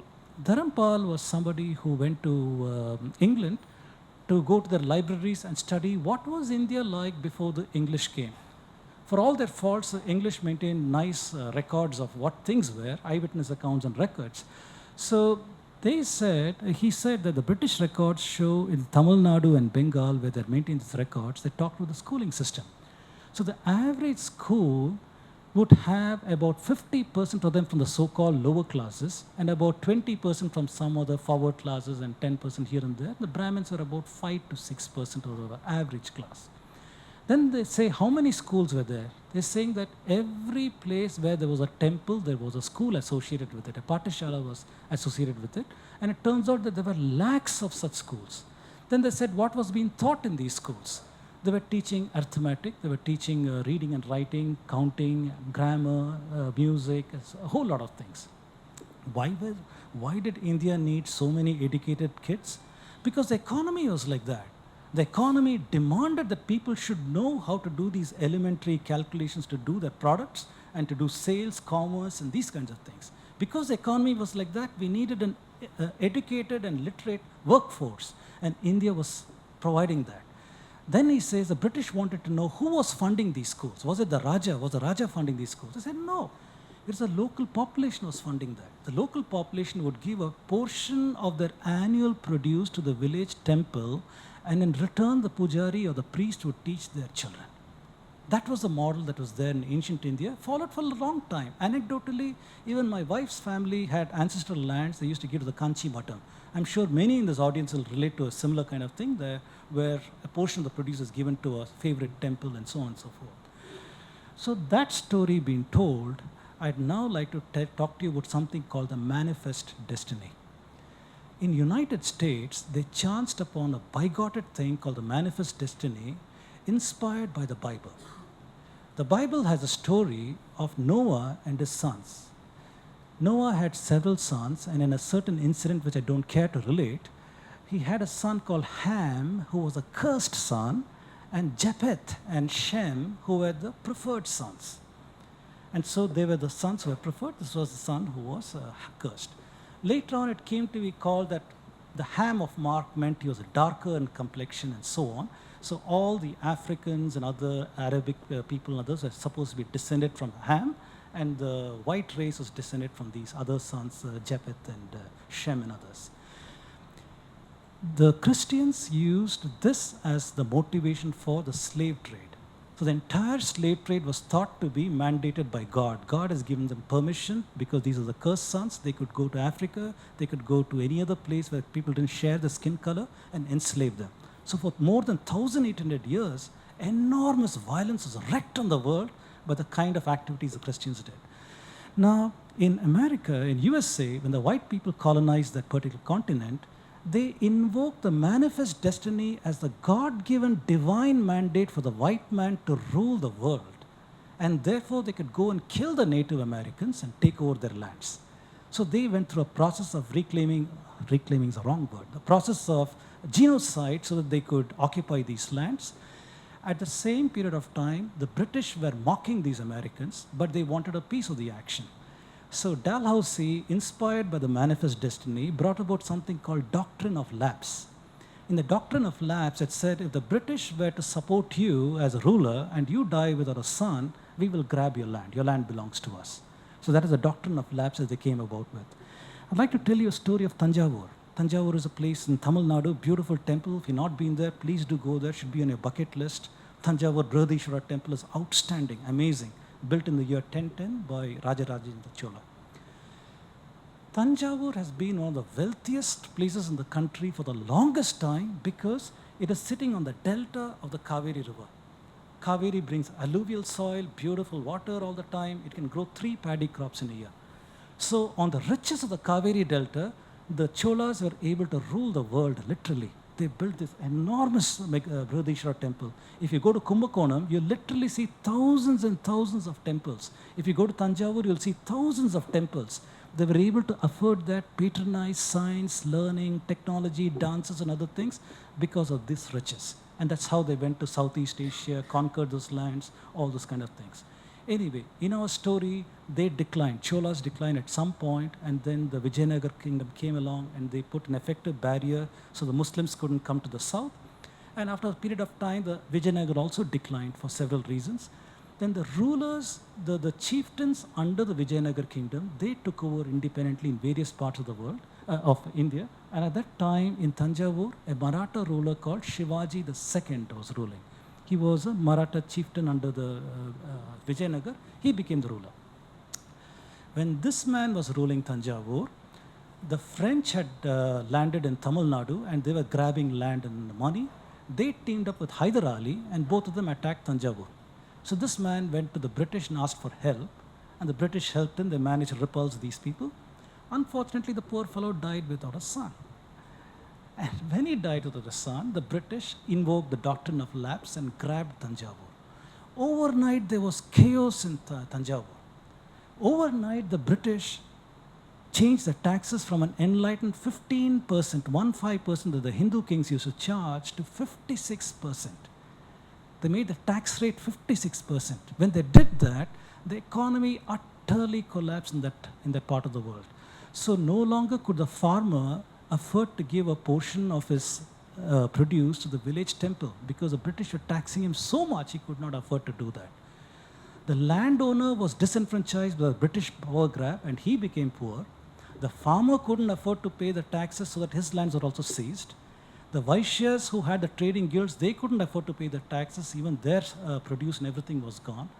Because that village temples no longer got a portion of the produce, even the village priest was out of a job. So the Brahmin classes was out of a job, the Kshatriyas were out of a job, Vaishyas were out of a job, and the so-called lower classes, they were also out of a job. This is the kind of thing that the British did over there.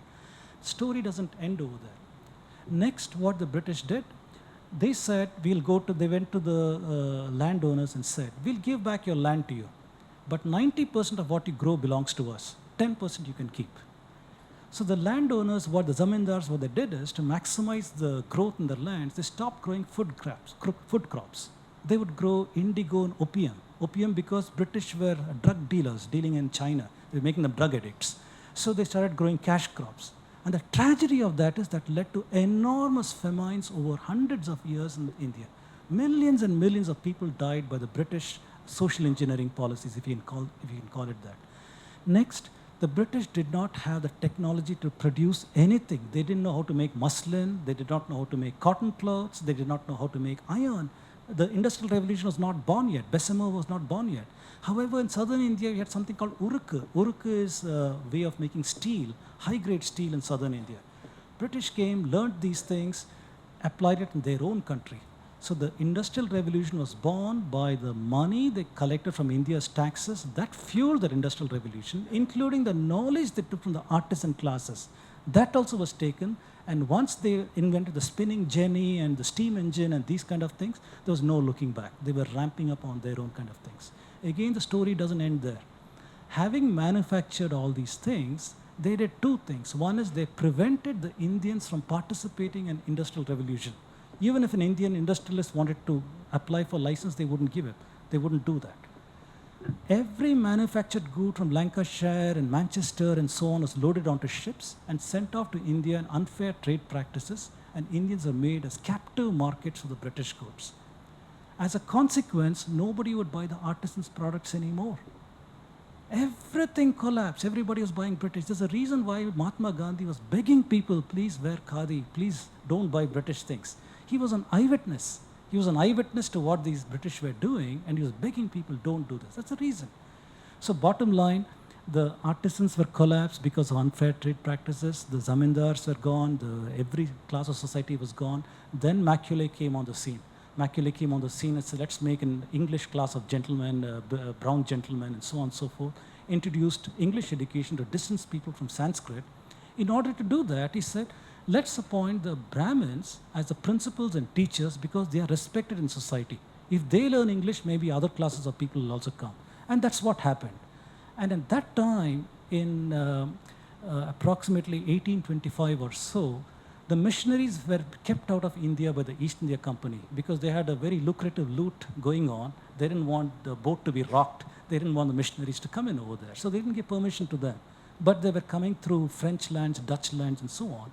1825, the Baptist lobby and others, they lobbied the English crown to allow, when the charters renewed, East India Company charter to allow them to come to India. So they started coming to India.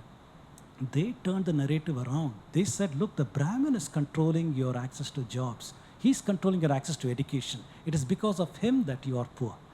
So having introduced poverty in the country, they completely perverted that message and said that you are being controlled by this. Till that period of time, India had a fluid Jati Varna system, a very, very fluid Jati Varna system.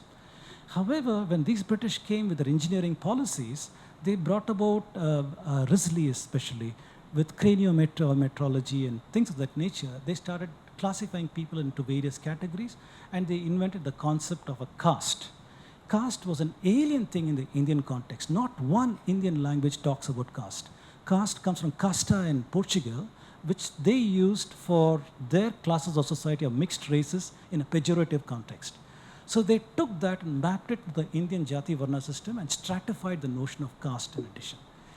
So bottom line, we have experienced ethnocide by 5 or 6 mechanisms that the British did, and it's an unspoken story of India. We don't talk about how ethnocide was practiced, and we have been deracinated and controlled to this point. So all that is hiding in what I talked about here. So the poverty that you see over here might just appear to be a line for you, but this line is hiding enormous human interest stories. There are hundreds of PhD theses waiting here to be written in the humanities section, which one hopes that in the future India will take up. Now, one more eyewitness. This is Will Durant. Will Durant is a historian, American. He had no sympathies for the British. He came to India around 1930s, and he was horrified by what he saw. He knew about the Indian civilization. When he saw what the state the British had brought Indians to, he was so horrified, he wrote this book, Case for India. Please download it. It's a free book on Google. So you can download it and read it. It's a 150-page book. You can read it in one tea sitting. Just drink one tea, you're done with it. So he says the British incurred a debt for India of 35 million by 1792. By 1860, it was 500 million. By 1901, it was 1 billion.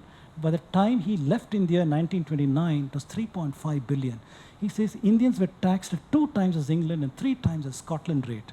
That gives you an idea of what was going on in India, how they were impoverishing the country at that particular period of time. This dollar figure is as of 1930. It is not today's dollar figure. After this was World War II. So the British used India as a bank. Everything that they did, India was a place where they got money for. So this figure would have ballooned maybe 5 to 6 times by the time India got independence in 1947. A third eyewitness. This is Utsa Patnaik, and she's an economist, and she says in 2018, she came out with a thesis saying that the British had siphoned off $45 trillion from India between 1765 to 1938. As a comparison, today, United Kingdom's economy is about $2 to $3 trillion. So where is 45 trillion versus 3 trillion? This gives you an idea of how much they've taken. She says there's virtually no increase in per capita income between 1900 to 1946. This is a time when enormous inflation was in the world with 2 world wars and things like that, and India had no growth at all. That is hiding another set of stories over there. Then she says per capita annual consumption of food grains went down from 200 kg in 1900 to 157 in the year World War II, further plummeted to 137 kg by 1946. This is hiding infant mortality, maternal mortality, mental retardation, diseases, all kinds of things are hiding under figures like this that we don't see. So if anybody comes and tells you that Vedic system caused poverty in India, the only thing it says you're such an illiterate person. You're utterly illiterate to have even made such a statement. Because in reality, 3 eyewitnesses, Angus Madison, Will Durant, Utsa Patnaik, all of them saying exactly the same thing. The British engineered poverty in India. I have an upward video coming out soon. I just recorded this in this December 21st, where I'm talking about ethnocide by the British, the 5 mechanisms by which the British engineered India today to what it is. And so today, if anybody in the audience, when I say Kritika Nakshatra, you have a shudder going through your body that I don't believe in this rubbish, you should know it's because ethnocide is practiced on you. You have been deprogrammed to reject your systems. You have been deprogrammed to react in a certain way. You have a Pavlovian response to several things connected with the Indic civilization because you have been programmed. That is the bottom line. And so a measure of how much you're able to deconstruct your thinking and recover your identity would be good for the country as a whole. So I'm coming to the end of my talk. I'll talk about knowledge systems in India. So what did the ancient Indians know? Many people come and say, India is a backward, superstitious country till the British came and gave us a rational way of thinking. And I try to say, oh my God, do you even know what the Indian systems were? So in India, we had several, the Shat Darshanas. You had Nyaya, which said one-line statement, all knowledge is not intrinsically valid. Most knowledge is not valid unless proven. Truth exists whether we human beings know it or not. And the Rishi Akshapada Gautama was one of the greatest exponents of this Nyaya school. See how profound these statements are. Truth exists whether we human beings know it or not. That is such a profound statement, if you will. And all of these things. Patanjali codified yoga, all of these things.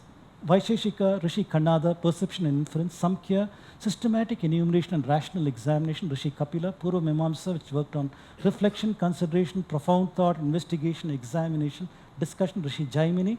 10 schools of Vedanta, including Adi Shankara for Advaita, and so on. I put all these things over here to again address that question directly. Even today as a scientist, if I have to work on some issue, first thing I do is I enumerate all the known facts in that case. What do we know from past publications, from other things, and so on? Enumerate all of them.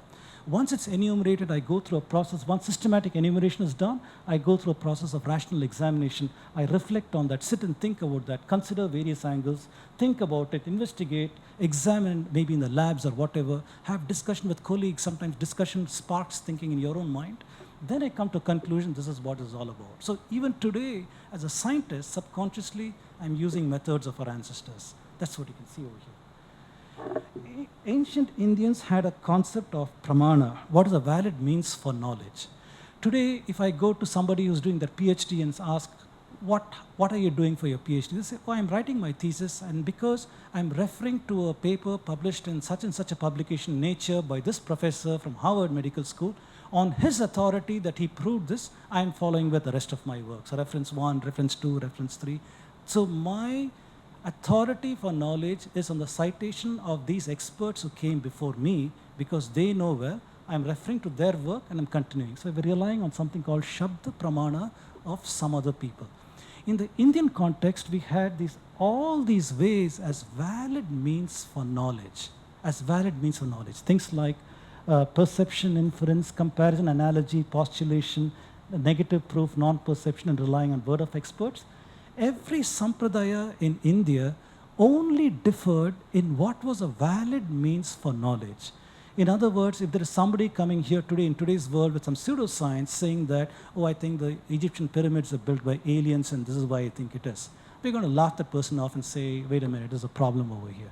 So similarly, different schools of thought had opinions on what is valid and what is not valid, what can be admitted, what cannot be admitted.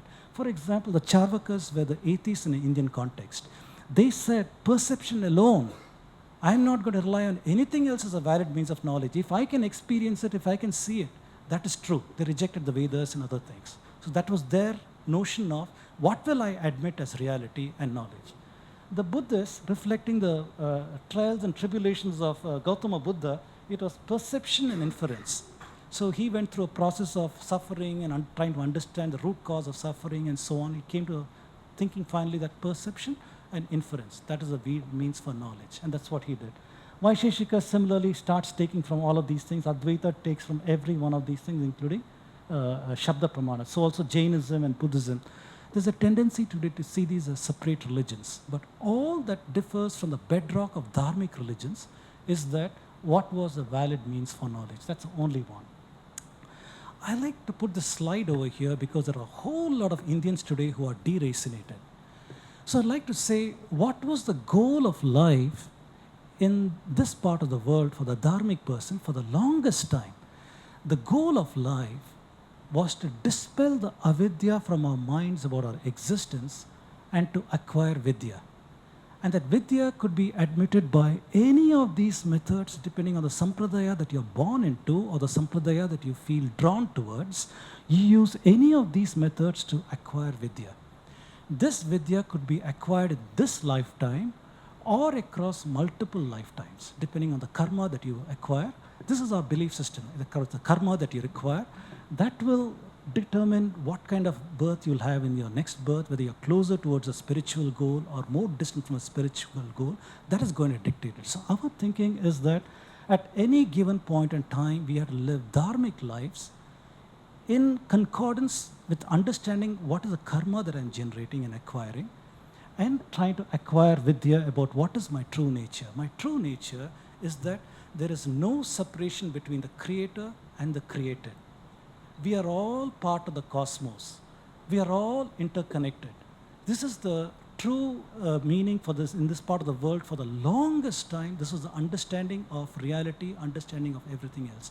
Our goal was to understand it is only my ego, my attachment to the world of objects, emotions, and thoughts that prevent me from understanding that you and I are perhaps the same. We are exactly the same, but I see you as distinct from me because of my attachment to the world of objects, emotions, and thoughts, and these kinds of things. So Vedanta always required us to go on an internal journey to try and acquire vidya, try to understand the oneness of all of cosmos and creation. On the other side, the Abrahamic worldview. In the Abrahamic worldview, God, who resides away from creation, some place, we don't know what that is, he created the world in 6 days, and he rested on the 7th day, and he is removed from creation. So the creator is separate of the creation. Therefore, you have a lot of Abrahamic people who say, don't worship creation, you have to worship the creator. So that is their worldviews like that. They worship the creator, not the creation.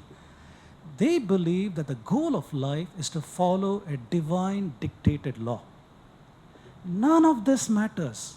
None of this matters. The only goal for them is admission to their heaven or eternal damnation in hell.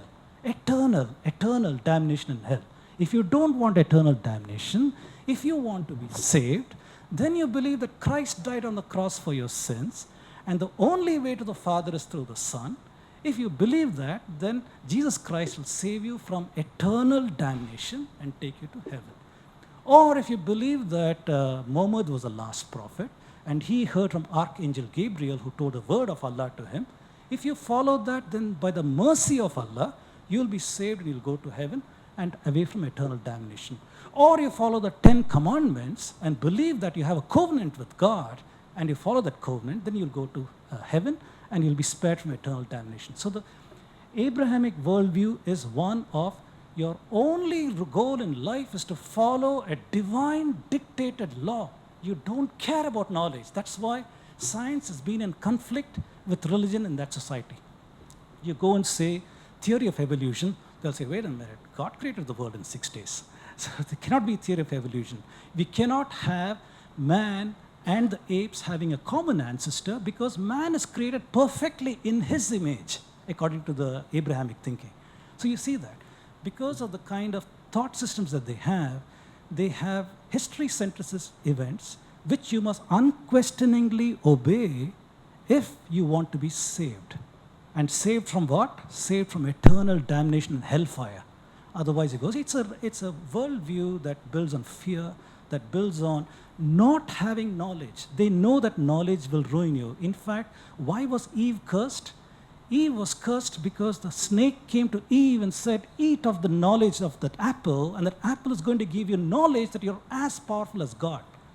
In other words, it was a proxy for the Hindu way of thinking that everything is the cosmos. With knowledge, you understand you're part of the cosmos. There's no separation from the creator and the created. The snake was articulating that. Snake is associated with Shiva, by the way. And this is a rejection from the Vedic ideas to say that Eve was cursed. So in that worldview, knowledge is not needed at all. There's absolutely no knowledge. You don't need any of these things.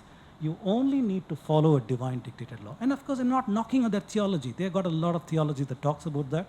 But when it comes to bottom line, what is the goal of life? You go and ask any Abrahamic person, what is the goal of life?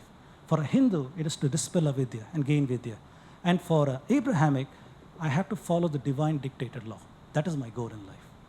So I put this over here because it fits in very well the Indic worldview on knowledge and what is our role in life, what do we do in life. Our goal is to acquire knowledge. What knowledge? Any knowledge. Any knowledge system that you follow sufficiently deeply enough will lead you to a spiritual way of life. It will give you humility and teaches you the enormousness of the knowledge systems out there. It will tell us that we don't know what we really don't know. The humility comes in once you go embark on this path. Okay, that much said, knowledge outflow out of India. Many people come and say that Indian knowledge systems, Indians got mathematics from the Greeks, they got astronomy from the Babylonians, they got something else from the Chinese. So it turns out that in the narrations of the Marxists and others, Indians have been very good students for the longest time, but we never thought the world. For some reason, we just kept learning, and never thought the world. So our work has shown that there are many mechanisms for knowledge transfer. When I say that Indians had knowledge systems, not only do I present the epistemology in that, what I just showed you about Vidya and Avidya, I also give instances in mathematics, instances in medicine, instances in astronomy. You all know that Shushruta, you know Aryabhatta, you know Brahmagupta. I don't want to say the things you already know. We have got enormous thought leaders. Any period of time you go, there are thought leaders who are generating knowledge in the Indian context. I also claim that this knowledge went out of India in various periods of time. That is what I'm showing you over here. When I say this, people say, where is the evidence for that? Who took that knowledge? Which route did it go? How did it go to the rest of the world? So here are some of them. There are Vedic records that talk about migration to the west 3000 BCE. We talked about climate change induced migration 2000 BCE. We talked about how the Mitannis, the Hittites, Elamites, Canaanites, Babylonians all had contact with India between 2000 BC to 500 BC. This reflects in the trading things that they had, including the theological systems that they adopted. We can show a lot of Vedantic thoughts corrupted and used in their systems of life. We can show a lot of those things. We also have the Mycenaean period in the Greek around 1000 BCE. It's amazing that you take any Greek story, there's a parallel story in the Puranas. And by the way, I told you every Purana story is encoding some amount of knowledge about some wisdom about astronomical observation or something else. It is encoding that. You have parallels of those things in the Greek stories. Today, there's nobody to interpret Greek stories in the context of wisdom, so it's all mythology, Greek mythology. However, if you take Puranic stories and start decoding them, you start seeing ancient echoes of Indian wisdom in those stories. So, evidence for these assertions is from internal evidence of Vedas, Anu, Drihyu, Rig Veda chapter, correlation of climate change records, appearance of Sanskritic people in Bosphorus, echoes of Indian thought in those cultures, strong parallels and stories of science and astronomy, and travel by Greek scholars. Greek scholars in 500 BC and so on, there was a practice that their knowledge is not complete till they go to Ethiopia, Egypt, and India. Once they go to these three places, they have gained knowledge and they're valued in the society. So we know about Pythagoras, we know about Democritus, we know about Pyrrhon, we know about many of these Greek philosophers who came to India, learned Indian knowledge and took it to their nation. So between 3000 BC to 300 BC, I'm claiming there were several routes for knowledge transfer. And here is an example. We talked about the Hittites, the Hittanis, and the Egyptians. This is there in a museum. I believe this is in France. There's a cuneiform script. This is the one that shows Tushruta's letter to the Egyptian pharaoh Imenhotep in 1350 BCE, where he's talking about, in the name of Indra and the name of Ashwinis, I promise not to attack you. This is listed in this particular paper, Aryan gods of the Mitanni treatise, in this particular one. Second route for knowledge transfer. We know that after the Alexandrian time, there were a lot of Indo-Greek kingdoms in the northern part of India. So from Afghanistan all the way to Mediterranean lands, there was that conduit where Indian knowledge had been traded from here all the way over here. Post-Alexander exchanges. I have a lot of instances of these from 300 BC to 100 BCE. Third route for knowledge transfer, the Silk Route, all the way from China up to Mediterranean lands, there was trading links, which also involved India. I'm fond of saying that there was something called Boer manuscript. Boer manuscript is the oldest existing document of Indian medicine. It can be dated back to 300 current era. That document is written in Gupta Prakrit script. It contains the Bela Samhita, it contains the Charaka Samhita, it contains the three doshas, it talks about three doshas, it talks about Rakta dosha also in some places, it talks about all the names of the rishis, it talks about that. This document was found in the Kashgar province, right on the Silk Route, and was given to a British officer called Boer in the 1800s. That's why it's called Boer manuscript. The fact that Indian texts were found on the Silk Route is why I'm claiming that Indian knowledge also was present on the trading route, Southeast China, Southeast Asia, Middle East and beyond, 300 BC to medieval period. Fourth route for knowledge transfer is the Periplus of the Erythraean Sea. Periplus of the Erythraean Sea is a port sailor's document from a Roman sailor. So that Roman sailor had a document saying, where are the ports in India where you can go trading? And these are all the ports, all over from Gujarat till Tamil Nadu and this side. There were trading links. So Roman sailors would come from Mediterranean lands, cross this land bridge, Red Sea, go through the Red Sea, come to India, Lothal, all the way till here, and do trading. And I've written a document on what are the kind of things they were trading. They were trading in pharmaceutical issues. West coast of India, the Ghat region is the place where Ayurvedic drugs are grown. A whole lot of rare Ayurvedic drugs are grown. So they were taking finished products, including the raw herbs, and taking them back. India was a pharmacy of the world in those days. And during the Roman period, they were using that. I don't have the time to tell you everything I'd like to tell you about this. The fifth route is the Muslim time. So we know about bin Qasim. So he conquered Sindh around 711 current era. So at that time, he also took he captured several Indian Pandits. We have a couple of names, Manka and Kanka. So these people were taken to the court of Harun al-Rashid. He was a caliph at that time. And they were made to translate the Charaka Samhita, Shushruta Samhita and other things into Persian and Arabic. And we know that. And we also know that that time the Muslim world was from here in Sindh, all across Afghanistan, Arabian places, northern Africa, up to Spain in Egypt, in Europe, southern Spain. Cordoba was the capital. So Indian knowledge taken from India, translated in Baghdad, was pushed all the way to Spain. And from Spain, it went into Western Europe, things of like Ayurveda, mathematics, and many, many other things. So this period we're talking about is 700 current era to 1600 current era. For example, Al-Baruni, when he came to India, he came with a reference letter from the Sultan of Baghdad to Ghazni, saying that when you go to Hindustan to raid them, also take this man along, he's a scholar. So when you're raiding Hindustan, he will copy the textbooks and get their knowledge back. And that's how when Al-Baruni from the northern part of India, he went towards Somnath to destroy Somnath, this man took a detour and went to Ujjain to copy the text in Ujjain. So it's amazing once you start looking at these things and understand the amount of destruction that there was there of Indian knowledge systems and how at the same time they destructively took knowledge from India. 700 current era to 1600 current era. Sixth route was European church travelers. From 6th to 10th to 19th centuries, we know of several travelers. We know of Marco Polo. We know of Jordanus Catalani.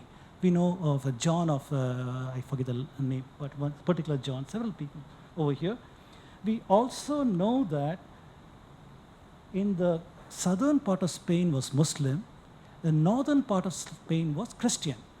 The capital over there was Toledo in the north and Cordoba in the south. In Toledo, there was a Christian monastery whose only job was to translate the Arabic texts into Latin. Because the, Western Europe at that time was in the grip of the Dark Ages. Ever since they adopted Christianity in 330 current era through the Constantine, ever since they did that, they burnt what they call pagan knowledge. All of the learning that they had via the Greek contact with India, all of that library of Alexandria was burnt. In Greece, the libraries were burnt, temples were burnt, and they went into a deep dive of depressive dark ages. Disease was rampant, illiteracy was rampant, the church was controlling their minds, and this was the state of Europe for the longest time.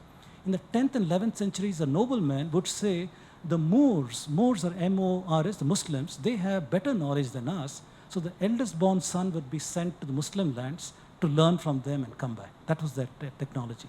So at that time, they set up these churches in Toledo to translate these things, and we know of several translations. So translation schools in Toledo in this particular time frame. Colonial is from 16th century, 20th century, the Portuguese, Dutch, French, British, all of them. So in this graphic, I've shown how Indic knowledge was picked up by the Greeks and Romans, how it was destroyed by the Christians when Europe became Christian in 330 current era. But that knowledge also lived on in the Roman lands. The Roman lands meaning that Lebanon, Syria, all these places which didn't become Christian, they continued to have that Indian knowledge, and that was acquired by the Muslims when they took over. So the Muslims are consolidators who got the Greek-Roman knowledge. They also destructively took Indian knowledge, and you have some of the greatest scientists of the Muslim world, Al-Kindi, Al-Ghazali, all these people. They were able to do their work because they had access to Greek works, Roman works, and Indian works. So they were the first truly multicultural scientists, if you will. Today you have Google, you can go to any part of the world, you can get a document and do these things. In those days, you had to go physically to that library where it was, copy the texts and go. So these guys had access to all this knowledge. That's why between the years 700 to about 1100, you find a lot of Muslim advances because they had access to Indian knowledge. This was injected into Spain by this translation school, and today all that knowledge has come back to us repackaged without citations. And we believe that the Europeans have reached the pinnacle of knowledge, and they taught us how not to be superstitious people, and have brought us a rational way of thinking. We have forgotten where this knowledge came from. Very, very unfortunate. Here's a paper of mine in 2018. If you're interested, you can read that. Selected Contribution to Indian Knowledge Systems. I have over 50 to 60 references here where I'm talking about some of these things. So final section, is the Indian civilization recent or ancient? We started with that question. People have always asserted, when I said that Indian civilization is ancient, the academicians would come and say, civilization means you must have urbanization. You must have urbanization, which implies diversification of population, which means there was agriculture to support them, which means they had a script to pass on knowledge. That is civilization. If you didn't have that, that's not civilization. I tend not to take such a narrow academic definition and try to look for other notions of civilization. And before that, evidence of ancient people, archaeological finds. We have a whole lot of archaeology in India. I'm not going to talk about this. Please look at my other talks. There's a lot of things over there. Here I give evidence of high thinking. If you were to go to several of the Shanti mantras in several of the Indian texts, whether it's Upanishads or the Vedas and so on, you find evidence of high thinking. No longer is it, God, please give me money, please give me wealth, please forgive me my sins, destroy all my enemies, make me wealthy, and all these kind of things. There is evidence of a people who have transcended their narrow requirements and are high thinking. They are saying, let all be happy, let all be healthy, let all do well. Sarve bhavantu sukhinaha, sarve santu niramaya. This is the kind of high thinking that was there in the Indian subcontinent for the longest time based on dharmic ideas. Evidence of that comes everywhere. If you take, for example, Katha Upanishad, Taittiriya Upanishad, and all of these Sveteshwara Upanishad, you find that I've given several more examples. I'm not going to talk about that. Several more, many other Shanti mantras that talk about these things. So my conclusion for today's talk is that we have an unspoken history of ancient India, which our textbooks don't tell us. We have deep knowledge systems, high accomplishments in a wide range of fields, math, medicine, astronomy, grammar, arts, architecture, evidence of a highly cultured people from ancient times, pan-India evidence of cultural similarity, evidence of knowledge transmission to the world. Archaeology collaborates antiquity scene and astronomy. I didn't talk to you about archaeology, but then in Birana today you got urban artifacts going back to 7,000, 8,000 years that comes within the realm of some of the astronomical measurements I've been talking about. Just 30, 40 years ago, if I go and say Rig Veda has got Aditi and Ashwini is going back to 7,200 BCE, people would laugh at me and say, where is archaeology for that? Well, today in the country, archaeology has progressed. Birana, at least, you find evidence of these kinds of things. In other words, archaeology is within the realm of what our astronomy is telling us about the country. So I say antiquity plus knowledge systems plus transmissions plus high thinking. Therefore, I'm declaring that this is an ancient civilization. I'm not drawn by narrow academic requirements for this.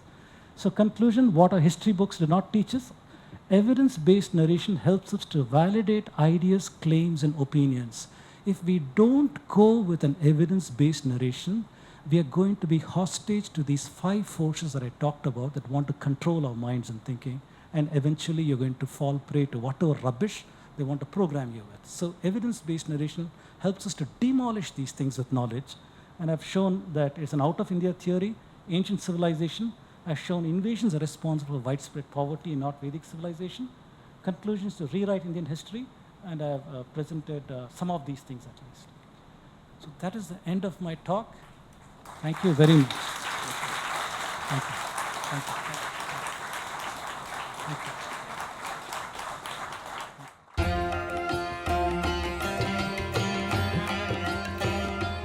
From not only your talk today, even the earlier knowledge which I have had, is that the British have really raped this country to an unimaginable magnitude. Why after independence was not, why the diplomatic relations was established with England, and why was it not cut off? And why wasn't compensation asked for? My best understanding is when the British left India, we didn't have the technology to manufacture even a safety pin. They left us like that. We had big intellectuals, if we look back in terms of who lived at that period of time, at least they're deified in today's textbooks, like Gandhi, Nehru, Ambedkar, Azad, and a whole lot of people like Sardar Patel and others. However, the perspective that they had in history at that period of time might not have allowed them to place things in perspective. Today, with the luxury of several years between the British and us, we have the luxury of looking back and saying, oh my God, this is what we were, this is what they did to us. So I believe this revelation is coming through now. I'm introducing the concept that there was an ethnocide by the British in addition. Nobody's even talked about ethnocide. But in coming days and coming years, we'll understand the role that they did in destroying our identity, destroying our culture, destroying our learning and everything. So in terms of demanding reparations, in terms of why did they do established relationships, I would think that perhaps the perspective was missing at that point in history. Not because they were stupid, but it just was missing. Now with time, we have the luxury of looking back and saying this is what it was. That's my best understanding. I would think so, but what good is that going to do? What good is that going to do? The country is so deracinated. The people are so removed from their knowledge systems. There's not one person in the country who can proudly say, I'm an inheritor of this ancient civilization. Those are my ancestors who developed this technology, and I am a grateful and proud recipient of that knowledge. Not one of us can do this, sir. Not one of us can do this because we have lost Sanskrit, we have lost primary sources, we have lost the knowledge systems, we don't know how to decode some of these rituals, stories, and we have towed the line that has been programmed in us that these are mythologies, these are superstitious people, these are stupid people, and so on. So we are a bunch of deracinated people. So reparations, I don't know how that's going to help us. The only way I see us being helped is by knowledge. by going and seeking in the knowledge and trying to deconstruct our thinking and once again making our thinking straight. That's the only way to do that. We have written records from whatever 1300 BC in Mitanni. Doesn't look like we have anything that we can decipher before 500 BC in India. Is that the case, or do we have something? Well, that is what you have been taught pervasive. When I say you, I don't mean, I'm not pointing you out. All of us have been taught in NCRT textbooks and other such things that Indians didn't have a record. This is because, once again, we have mapped an alien paradigm on ourselves. We have taken the Abrahamic worldview that the written word is sacrosanct. God gave the written word in the 10 Commandments to Moses or one of their prophets. The written word is sacrosanct. By doing that, we have devalued our own oral traditions. For the longest time, we have had oral traditions. If I claim that there are texts that we have that have astronomical dates going back to 8000 BCE and so on, how did they come without writing? How did they come? Where did they come from? So clearly, they were passed on orally and perhaps through media that has not survived, writing media. For example, Yajnavalkya says Indians wrote on cotton cloth. Yajnavalkya, I am dating to 2982 BCE. So he says he wrote on cotton cloth. So that has not survived. The Babylonians were lucky that they lived in a place where clay was plentiful. The Tigris and the Euphrates Valley provided plentiful clay out of which they could make baked clay tablets, a cuneiform, and use reeds to write on them. And that medium has survived till today. I hope that in the future we'll find treasure troves in India, but as of today we haven't found such treasure troves of writing. Namaste, sir. My name is Abhinav. In your presentation, you have been kind of disproving and criticizing the Marxist ideas of Aryan invasion theory. But when it coming to the economic aspect, you are supporting your argument by using Utsa Patnaik's research. I think you know She's a leftist. she is the wife of Prabhat Patnaik. She's a leftist, yes. Yeah, so both are kind of hardcore Marxist economists. So how far is it appropriate to use that kind of I got a question. So, as Hindus, our quest in life is for Vidya. Our quest in life is to analyze what people may say without putting them into pigeonholes. We don't want to put them in pigeonholes saying there's no value that you have to offer to me because you're a Marxist. If she has an insight that is worth understanding and taking, I am required to apply the Shat-darshanas, perception, inference, enumeration, systematic analysis, and so on, and then see if there is value, pramana, in what she's saying, and I should take that. So this is the way I should do. So having said that, if I were to encounter some paper by some Marxist scholar and so on and so forth, I cannot categorically dismiss it because that is avidya. That is an expression of ignorance that I'm pigeonholed you and I'm not going to listen to you. We are required to analyze and then take that knowledge. So in that sense, I don't see a contradiction in what I'm doing. I don't see a contradiction. One argument you might have is, am I cherry picking results? Am I picking results that are good for this? Now that is a fear that all scholars have, including myself. We hope we are not doing that because we're looking at alternate evidence also. But there's every possibility that our biases might creep into the narratives that we have. You didn't ask that question, but I'm filling it in for you. Recently, Subramaniam Swamy has come up with a book, Reset. In his research, he is estimating that around $70 trillion was the amount. So don't you think it is time to update your research instead of 45 to 70? I don't know. I don't know. Maybe you're right. Maybe I have not encountered Subramanian Swamy's figures, but he's a renowned economist himself, a law person rather. But I would certainly like to read it and see his sources and take that. So the figures that I've given to you is not as an endorsement per se of the numbers that are given. I hope that you see my methodology is to show you three witnesses that are talking similar. Will Durant said some number. Is that number right? We don't know. Angus Madison showed some numbers. Is that number right? We don't know. But as far as the trends are concerned, as far as the figures are concerned, we are seeing that there's corroboration in three independent lines of evidence. And that's good enough for me.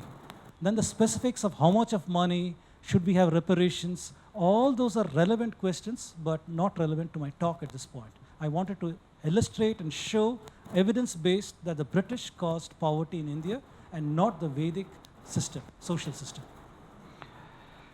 Namaste, Rajji. Giridhar Mamidi here.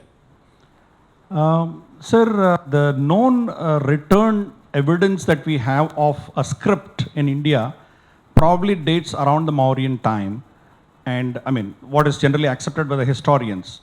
And the Indus script, or if we call it a script, that has not been deciphered yet. So, how do we fill the gap in terms of the time frame between the Rigvedic knowledge time frame and the Mauryan period, where we did not have a script? Probably we did not have. The tradition says you have Smruti and Shruti. So probably it was a oral tradition. But then for so many thousands of years without a script, without documenting anything, be it the Indus or the sites after that, we did not find evidence of writing anywhere. So now, how do we try and fill this gap? Is there any research on that? What's your take on it? There's a lot of research on that. It's a very good question. A lot of research on that. I spoke about this issue in a couple of other talks during this talk tour. First thing is, we understand script is different from language. A script can be used to encode any language, if we will. Harappa script, is that encoding agglutinative language, a script? Is it agglutinative script? Or is it a rebus kind of a entity? Or is it encoding a so-called Aryan script or a so-called Dravidian script? These are all things people have researched and are talking about, and I try to give an analysis of that. There is also evidence that Harappan script gave way to the Brahmi script. There is a transitive Brahmi script found in Bet Dwaraka by archaeologist S.R. Rao, which he dated to about 1500 BCE, and that shows how the Harappa symbols were morphing into Brahmi script. There is a work by Professor Subhash Kak, I forget the journal's name, where he did a frequency analysis. He said, what are the 10 most common Harappa scripts? What are the 10 most common Brahmi scripts? And he put them next to each other. And just by eyeballing it, you can see that the Harappan script gave way to the Brahmi script because of the shapes that they have. Very, very interesting piece of work. Then I presented a lot of non-Harappan, non-archaeological evidence of script in India from our oral traditions. Many of our oral traditions, I got a list of more than 20 such sources that talk about writing. Max Mueller said writing came to India in the Chandas period, which is around 1000 BC. I didn't tell you about Panini. Panini talks about Lipi, Panini talks about Lipikara and other such things. Yajnavalkya, I told you how Indians wrote on cotton cloth. Megasthenes came to India and he said Indians have got signposts and Indians have writing. So many eyewitness accounts are there, oral accounts are there that writing was in India. Gautama Buddha himself, even in his time frame, there are Buddhist works that talk about all the scripts that he learnt as a boy in school. And that includes several of the Brahmi variants that he learnt in school. And when is Gautama Buddha born? If you believe the Eurocentric narratives, maybe 450, 400 BC and so on. However, if you go by the recent temple that they found in Lumbini in Nepal, a Buddhist temple around 550 BCE, it's not possible that Buddha was born after a Buddhist temple is there. So it's before that. If you go by the Puranic account, put him back to 1800 BCE. Do you see, sir? So we have a lot of problems in our history because it has been distorted. So when you tell me dates of 500 BCE, when you tell me about Ashokan time, Mauryan time, and these kinds of things, every one of them is questionable. Every one of them is questionable. We have this as received wisdom, but the received wisdom can be revisited and we can show we have problems with these things. So that is the bottom line. And I don't know when India will wake up to the idea that we have to revisit these things, but we have tremendous amounts of internal evidence that is disregarded. And it is disregarded because after William Jones, Max Mueller, and a whole lot of others took knowledge from the Puranas and other things, they turned around and said Puranas are unreliable. We can't use them. So after having taken whatever they could, they turned around and burnt it up saying that it's unreliable. Today it's fashionable among Indians to say Indian sources are unreliable because the colonialists told them so. That's the world we have, sir. So any other dates that you give, I'm sorry, simply can't buy it. So in my talk, I presented about 20 data points of non-archaeological, non-Harappan accounts of writing in India that go back to enormous antiquity, if you will. You are correct in asking where is the evidence. That's why I said that if you listen to what Yajnavalkya said, Indians wrote on cotton cloth, and cotton cloth would have deteriorated. We never had a concept of, well, we did, but maybe not from the time frame where we buried people with their goods. We always burnt things. We also had a tradition in India that every New Year's time, we burn the old books, old things, so new things are there. Such a tradition is there in southern India, for example. So we don't know how much of knowledge, how old these writings might have been. We don't have records of these. Hopefully in the future we'll find. By the way, the oldest Brahmi script is from Parani in Tamil Nadu, 550 BCE. Kiradi is not that era. Kiradi, they found graffiti, and now Kiradi is dated around 600 and so on. But the oldest Brahmi script still is Parani in Porunthal, I think, 550 BCE. So that doesn't mean that it originated there. It just means that a script is there in that period of time. It could have evolved there through the transitive Brahmi script that S.R. Rao found in Bet Dwaraka, 1500 BCE. Thank you very much once again. It's been a real pleasure to come to Hyderabad and talk to you. Thank you for indulging me. Thank you.